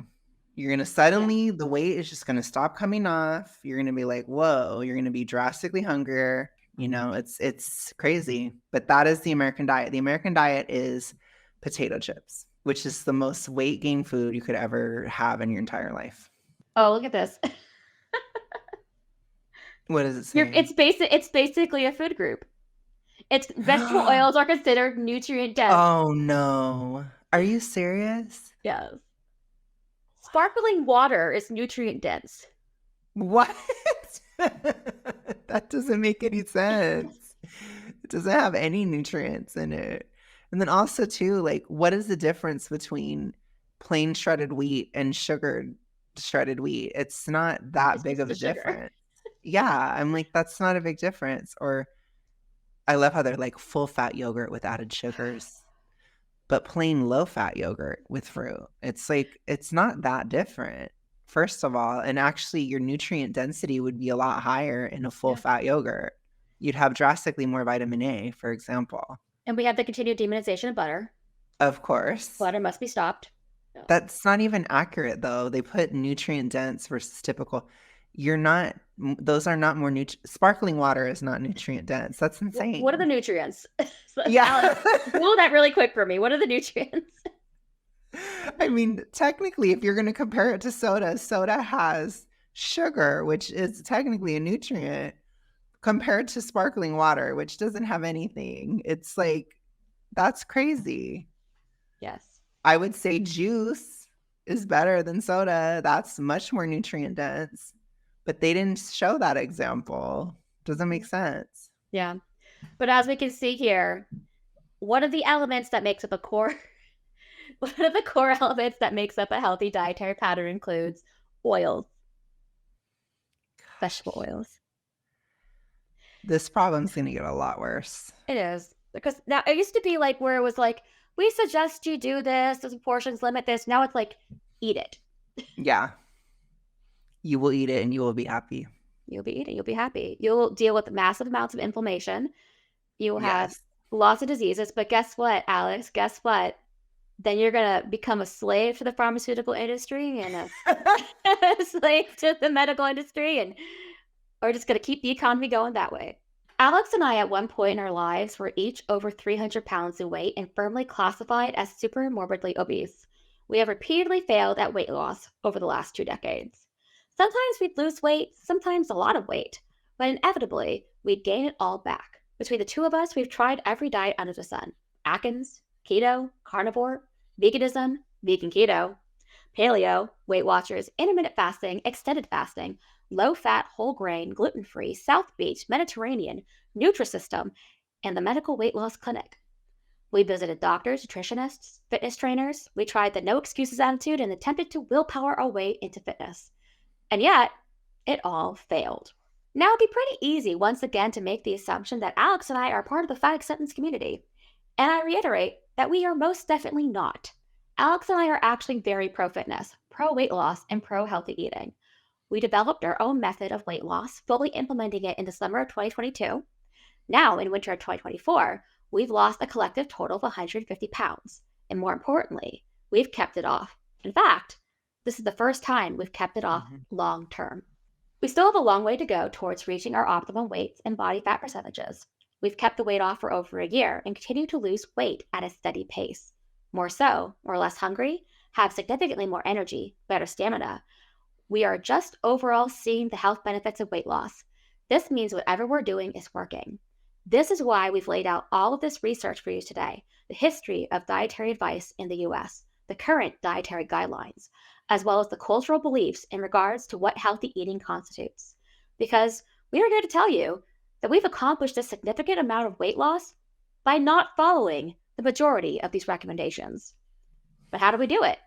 That's exactly what we intend to share with you on our podcast, The Fat Construct. Lisa and I take a pro-thyroid approach to weight loss. That means with each piece of food we put in our bodies, we ask, does this or does this not benefit my thyroid? How does this interact with my hormones overall? Will this increase or help decrease the amount of inflammation in my body? Inflammation, which inevitably affects my hormones? By asking ourselves these simple questions and adhering to this way of eating, we took the first step in our weight loss journey. So what did this entail? The U.S. dietary guidelines recommend we make polyunsaturated fat the primary source of fat in our diet. So we made saturated fat the primary source of fat in our diet. Steak, eggs, bacon, we embraced it all. They recommended we make polyunsaturated fat-rich vegetable oils one of the core elements to make up a healthy diet, so we eliminated seed oils altogether. They recommended we decrease sugar, including sugary drinks, and increase our greens such as kale, spinach, and broccoli. So we cut out the leafy greens and drastically increased our fruit and juice intake. Through these simple yet seemingly unorthodox steps, we established a diet pattern that was easy to maintain, due to its satiety, ability to provide the much needed energy an obese person needs, and most of all, the positive effects it had on our hormone function. It made it much easier to cut calories, build muscle, and eventually lose the weight and keep it off. Here's some more on how we did it. So first of all, Alex, congratulations on your weight loss. Thank you, and congratulations on yours. Thank you. I know, it's so great. And I'm so happy that we are still on this weight loss journey. Like, as in, Yes. we haven't given up yet. Yes. And people need to understand your weight can go up and down as you're losing weight. You might Yes. regain 5 pounds and then lose 10. There's lots of bloating. There's lots of moon face every now and then. Seasonal. Seasonal Even living. seasonal effects, yes. Yeah. On very big people, there's seasonal effects as well. Yeah. And yeah, but overall, Yeah. continuing to move forward always. Yeah. Definitely. And so it's never going to look like this. It's going to kind of look like that as you're going Mhm. down. And that's what we're still doing today. And I'm very proud of us. And I'm very happy that we get to talk about it here today. And I just want to ask you some questions about Yeah. how you came to this diet. Like, what led you to basically finding a way to turn your life around? Because one thing people never understand about fat people, especially obese people, is they just think that they don't try at all. When in fact, we try a lot, fail a lot, and then think it's hopeless. Yes. We finally found hope, and we want to share that Yes. hope with everyone else. Yeah. So I would say I had a very typical fat person upbringing in America in the 2000s, which that's just like a long list, but it paints a very, very detailed picture very quickly. And basically, it was typical. And I was very much the kind of person where I was like, I can't stick to the diet. So that's why it's not working. That's why I'm fat. I got frustrated with it. I didn't ever really become fat acceptance. I would just be like, I don't want to hear it, which is my version of fat acceptance. Just I don't want to be lectured about it. I don't want to be told about it. I'm not pursuing weight loss whatsoever, period. Like I had those moments. But people think too with fat people that we're just always never wanting to lose, when most of the time there are certain years where you try, there are certain years where you give up, there are certain years where you try again. It kind of goes back and forth. And so the major thing leading up into where I discovered this diet was actually keto. And it was a horrible experience, truly. And I dove in because I had the mindset of I'm going to lose this weight even if it kills me, which doesn't make any sense. But that is how a lot of people view it. And it's not intuitive at all. It's a stupid 25-year-old logic thing that you would do. It's very 25 coded. And that was me. I'm like, I don't care anymore because I couldn't stand it anymore. And so I dove into it. And over the time, my health got worse. My mental health got worse. And even though I was losing weight, it's like it wasn't sitting well. I don't know if I was just losing fat. It looked like I was losing other stuff too. I was going into certain eating habits with time that were getting worse. Like there were certain days I just wouldn't eat at all, or I just would fast, extended fast a lot. And of course I was losing weight, but the second that I'd step off of it, which inevitably you would, I'd gain massive back very, very quickly. I actually lost and gained the same 80 pounds twice. Mm-hmm. In 2019, I got down 80 pounds, gained it all back, then lost it again at the end of 2019. And by 2020, I was back down, but my health and my mental health were so poor. And obviously, there was a very dramatic event that happened at that time that definitely sped along things. And I found myself so deeply unhealthy by the end of that year that I was getting to the point of almost dying, where it was so bad. And I just knew in 2020, I had cycled through so many different diets. There were so many things I had done. And the only thing I had never tried, this is going to sound so weird, but on a random YouTube video, I was looking up because I was losing my hair on a keto diet, which we love. One of the greatest benefits of keto. I was losing my hair. And so I looked into it, and it was this guy, and he talked about like a certain supplement. He was talking about sea nettle root. I kind of looked at his channel, and he was the first person I heard say PUFA. And when I heard it, I didn't want to listen to it. And I said, that's stupid. I have to change everything in my diet. Literally my whole life frame. Because of course, like every other American, it was foundational, right? You're eating healthy and you're eating a lot of seed oils. Then you're eating unhealthy and you're eating a lot of seed oils. So it's like you're binging and fasting, and you're eating a lot of seed oils no matter what. That's always there. And so if I were to have to change that, that was like crazy to me. And it was only through desperation of really hitting rock bottom that I was like, this is my last chance. This is the last thing I'm going to try. If I can't do this and I end up just dying, then whatever. And I tried it, and I had a dramatic change over the first year. And I got much better, especially mentally. That's really where the first benefits came. And then by a year and a half in, I had sped up my metabolism enough where I could do a caloric deficit sustainably and I could start losing. And that was around the time that we started talking. Yeah. And yeah. And then here we are. So now I've started losing, Yeah. and it's like, yeah. And I'm so much healthier now than I was then. Definitely. And before I go on to my story, I want to put something that you said, that when you stop something like a ketogenic diet, like you stop eating keto, you regain your weight so quickly. Yeah. And we have found the exact opposite with our diet. Mm-hmm. We go off, you might regain a little bit. It's usually a lot of it's water weight because you're eating more inflammatory causing things. But after like a week, 2 weeks, you're back pretty much at where you started. Yeah. Or it's just very, very caloric. Yeah. So it's very, very dependent on how many calories you ate, and you can tell. So it's like, if you have experienced some weight regain and it's not going down with water weight, then you can think back, hey, I ate those calories, like I didn't eat that. And it makes sense. Whereas with keto, it's like you could have like a week of binging and you could gain a lot of weight. And that is like hard fat. It is not water. It does not come off. It's brutal. Yeah. And it's the same with a lot of other diets. It's brutal. Yeah, definitely. And I have my own ketogenic story to go through, but I'm going to give some background on me. At one point in my life, I had 3 undiagnosed diseases that contributed to the weight gain. One of them was hypothyroidism. The other was PCOS, also known as polycystic ovarian syndrome. Those are 2 different hormonal disorders, both which contribute to weight gain. The third one was hypermobile Ehlers-Danlos syndrome, which made it very difficult to exercise and not injure myself. And I wasn't diagnosed with any diseases until my mid-20s to early 30s.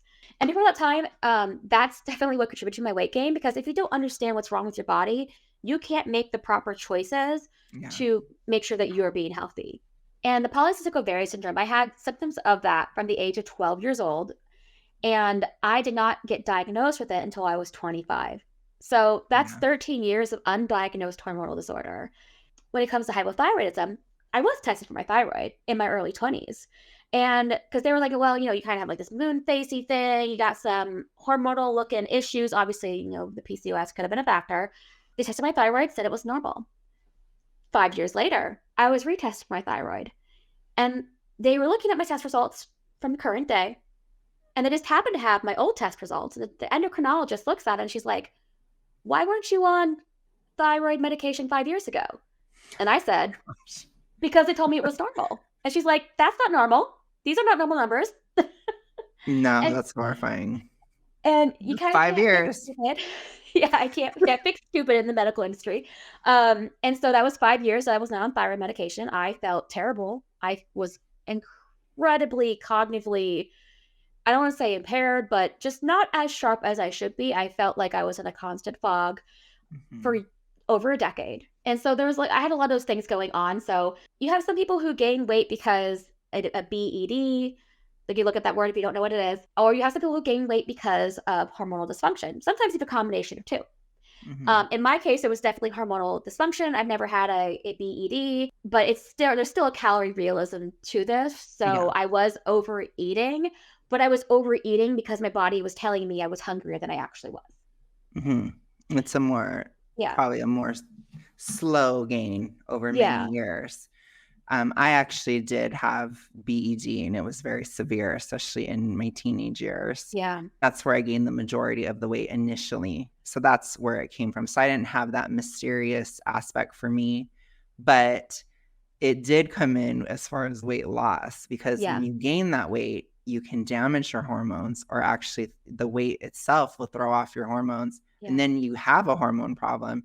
Then for me, it was further exacerbated by terrible diet advice and terrible diets that made it even worse. So it just kept getting worse.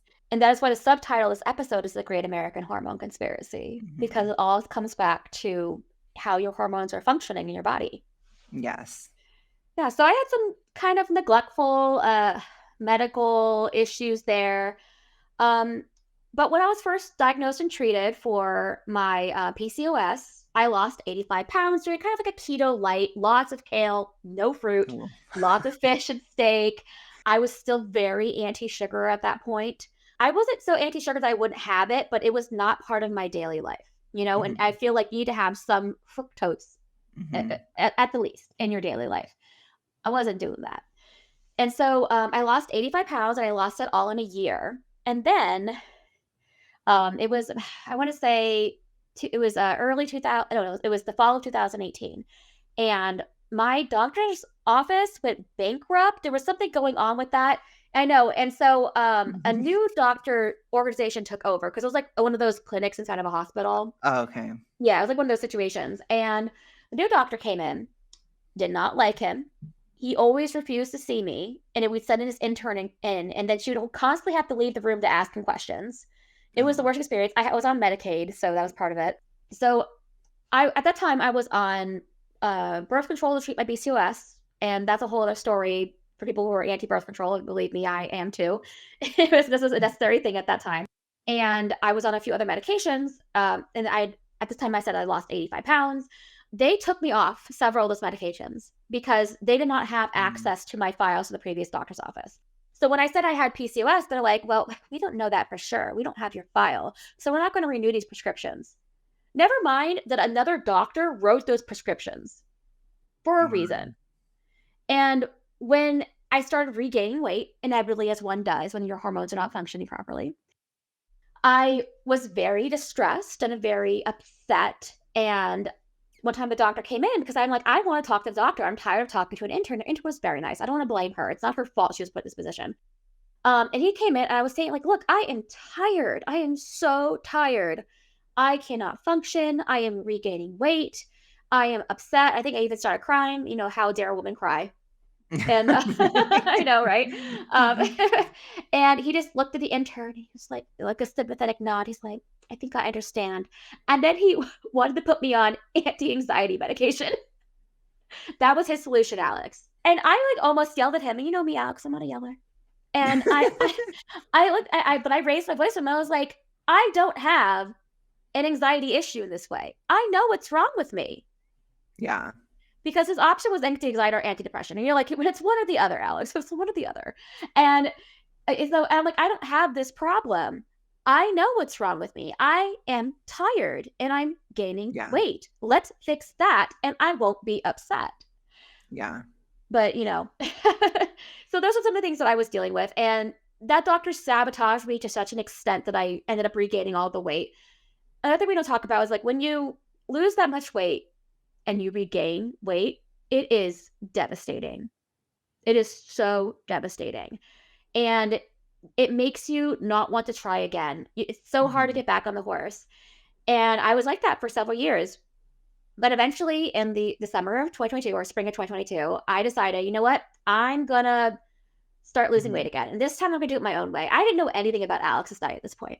I don't think I barely even knew Alex. And I decided I'm going to eat fruit because I like fruit. And I'm going to make that all like the majority of my sugar. And I'm going to like have a steak and I'm going to have a bowl of like a melon. And I started losing weight right away. And more importantly, I felt full. It felt like I had energy. And when I met Alex, by the time I've been doing that for like at least 3 months by the time that we started really comparing diets. And we found that what I was doing is quite similar to you. Now, I didn't know why it was working. You did. Yes. I dabbled into it. You researched your way into it. Yeah. But having that in common was great. But it's still like at that time, I was still very anti-sugar. Now I'm not. I was very anti-juice. Now I'm not. Beating you was definitely a huge boost to continuing to lose weight because I could then justify the things I was eating, wasn't stumbling around the dark anymore. And I had a nice solid plan. Yeah. Yeah. Yeah, and a framework, and even, like, times where you could have, like, banana bread, for example, Yeah. like, and it's fine, and it's not a big deal, and it's just really just the calories, and you're just doing it right. It's like the Yeah. ingredients are right, or, I've had a lot of times where I've made, you know, a cassava flour pizza, for example, or I've had ice cream, or you just have certain things, Yeah. especially from a very big size. And for me, I was so severely hypo, like deathly so, like very, very severe. So it's very, very difficult. Just now recently, I'm like able to kind of tighten things up a bit. Mhm. And I think that that's normal. Like the healthier you get, you start to approach a more natural or like a more typical diet of like Yeah. probably mostly fruit, like you said, or use your meats and less added sugars, that kind of thing. Yeah. But still, we have special occasions. We have things like I do love Lisa has this video on her channel about banana bread. Or like, and it was just so interesting because people don't think about it that way. Yeah. And it's like, this is our life. Mhm. And it takes years. You cannot just like hold your breath for like 5 years, No. You can't.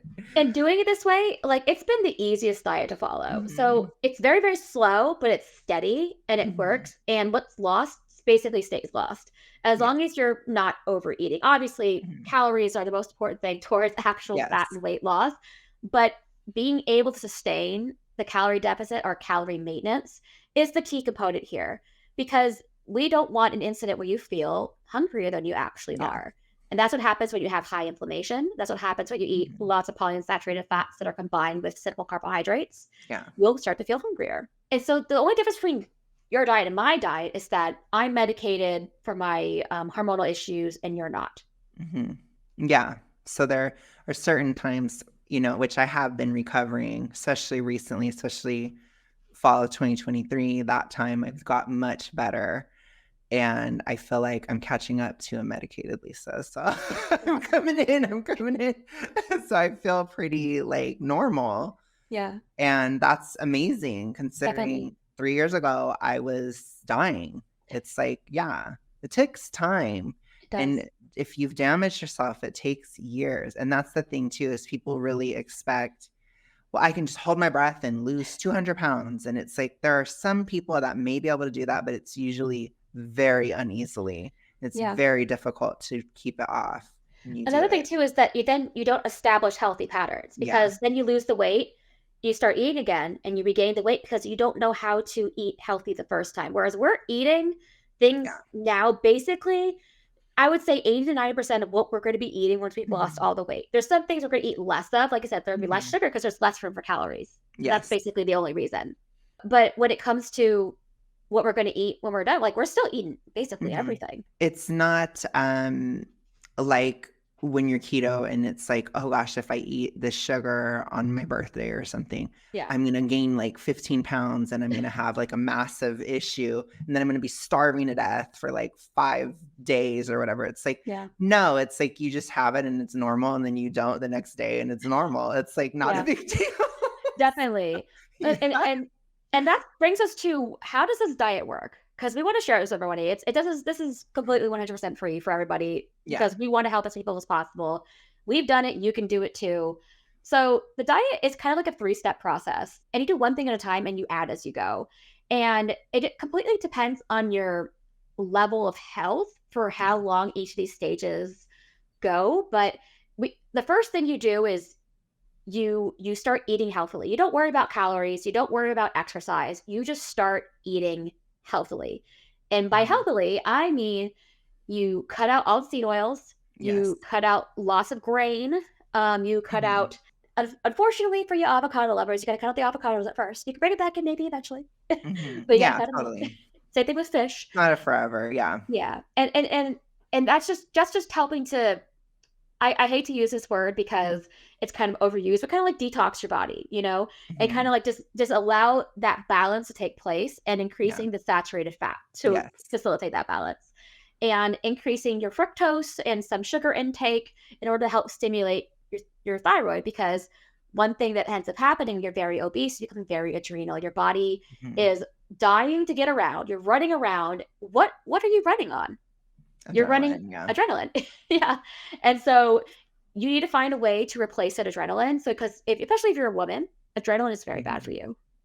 I think it is in general, Yeah, to be in general, yeah. honest. But for women, Yeah. it's probably worse. Same thing that estrogen is a stress hormone is worse for men. Yeah, Yeah. that makes sense. Yeah.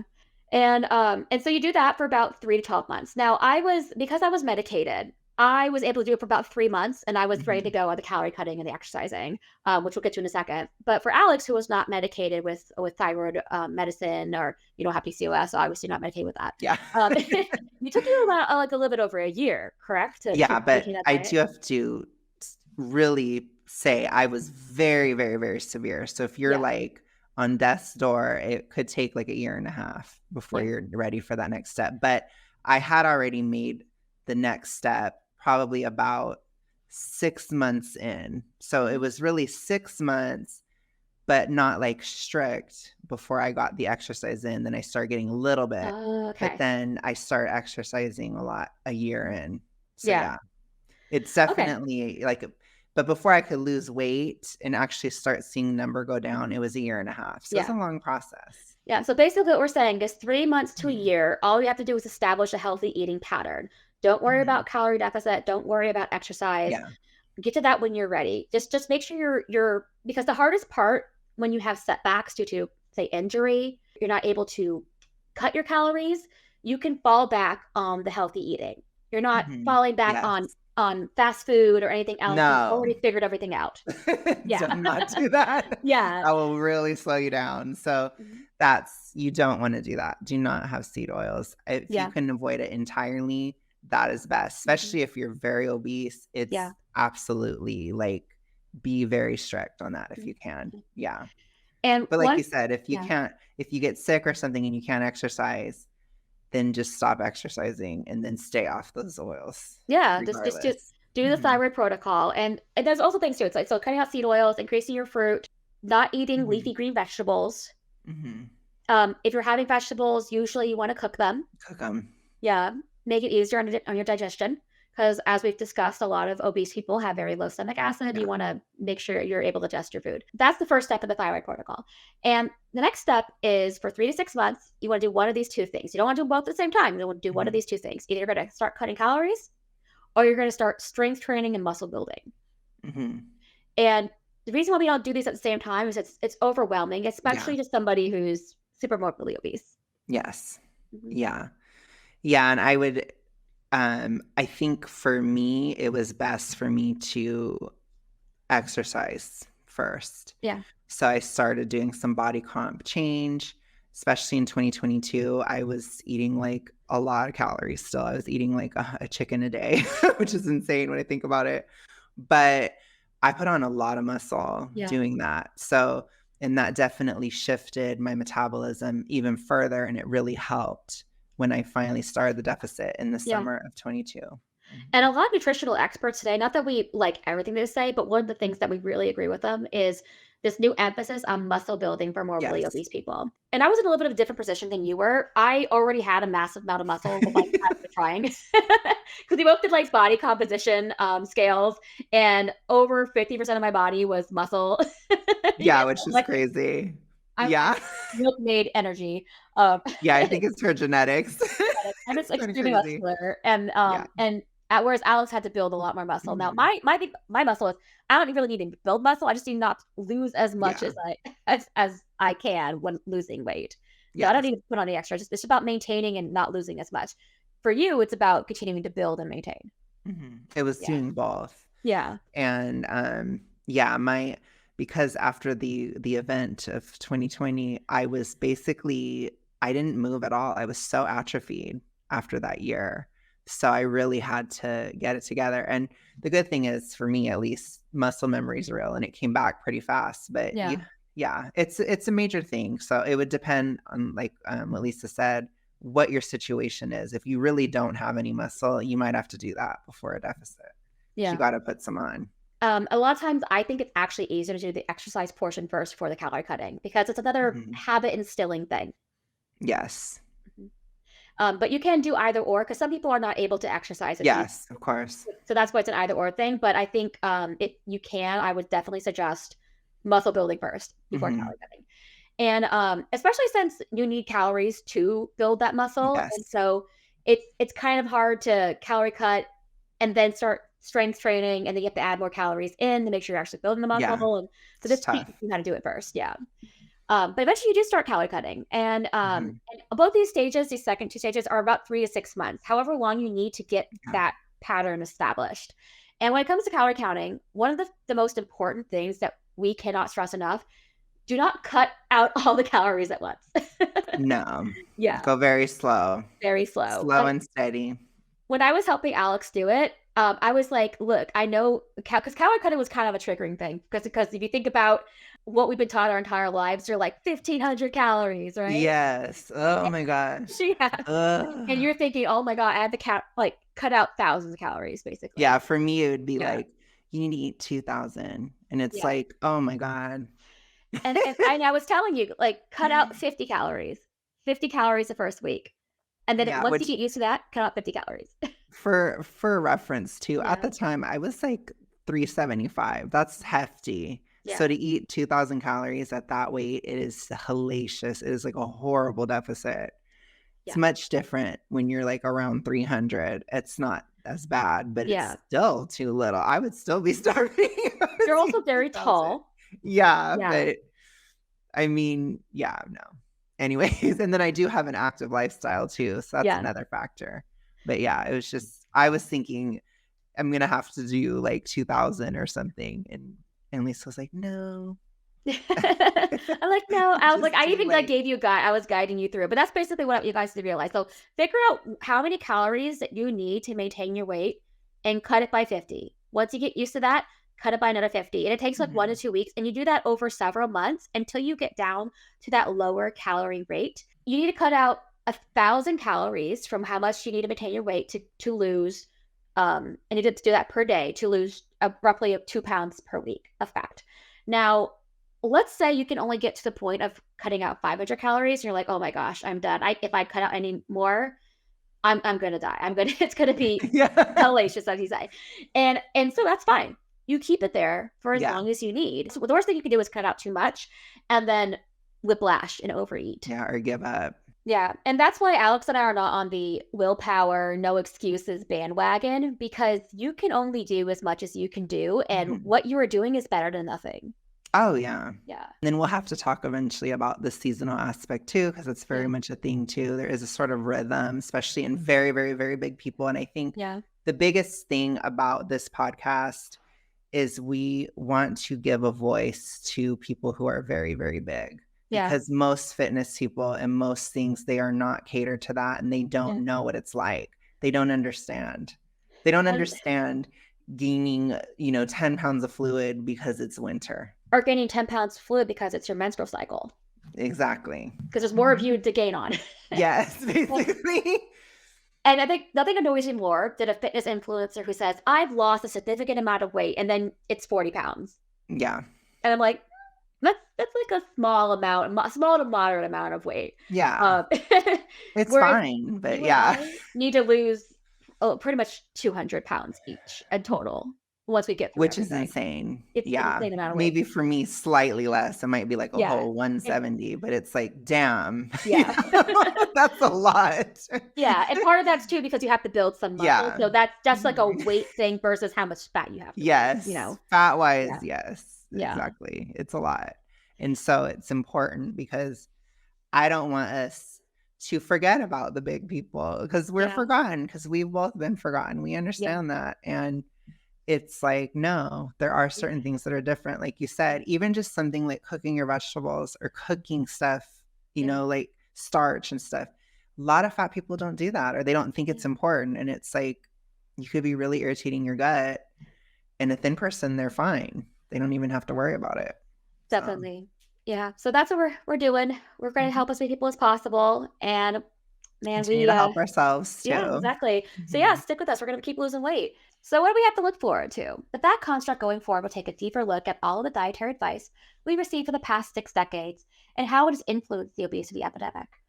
We will be covering topics such as processed soy, the food pyramid, estrogenic foods, the strange emergence of the fat acceptance culture, the demonization of sugar, as well as our continued weight loss journeys. Follow us across all platforms: Twitter or X, Instagram, Spotify, and YouTube for more episodes of The Fat Construct coming out soon. Follow us on Substack for a breakdown of the information we shared with you here, as well as access to the research articles we used in this episode. For now, I'm Lisa, And I'm Alex. and thank you for joining us on episode 1 of The Fat Construct.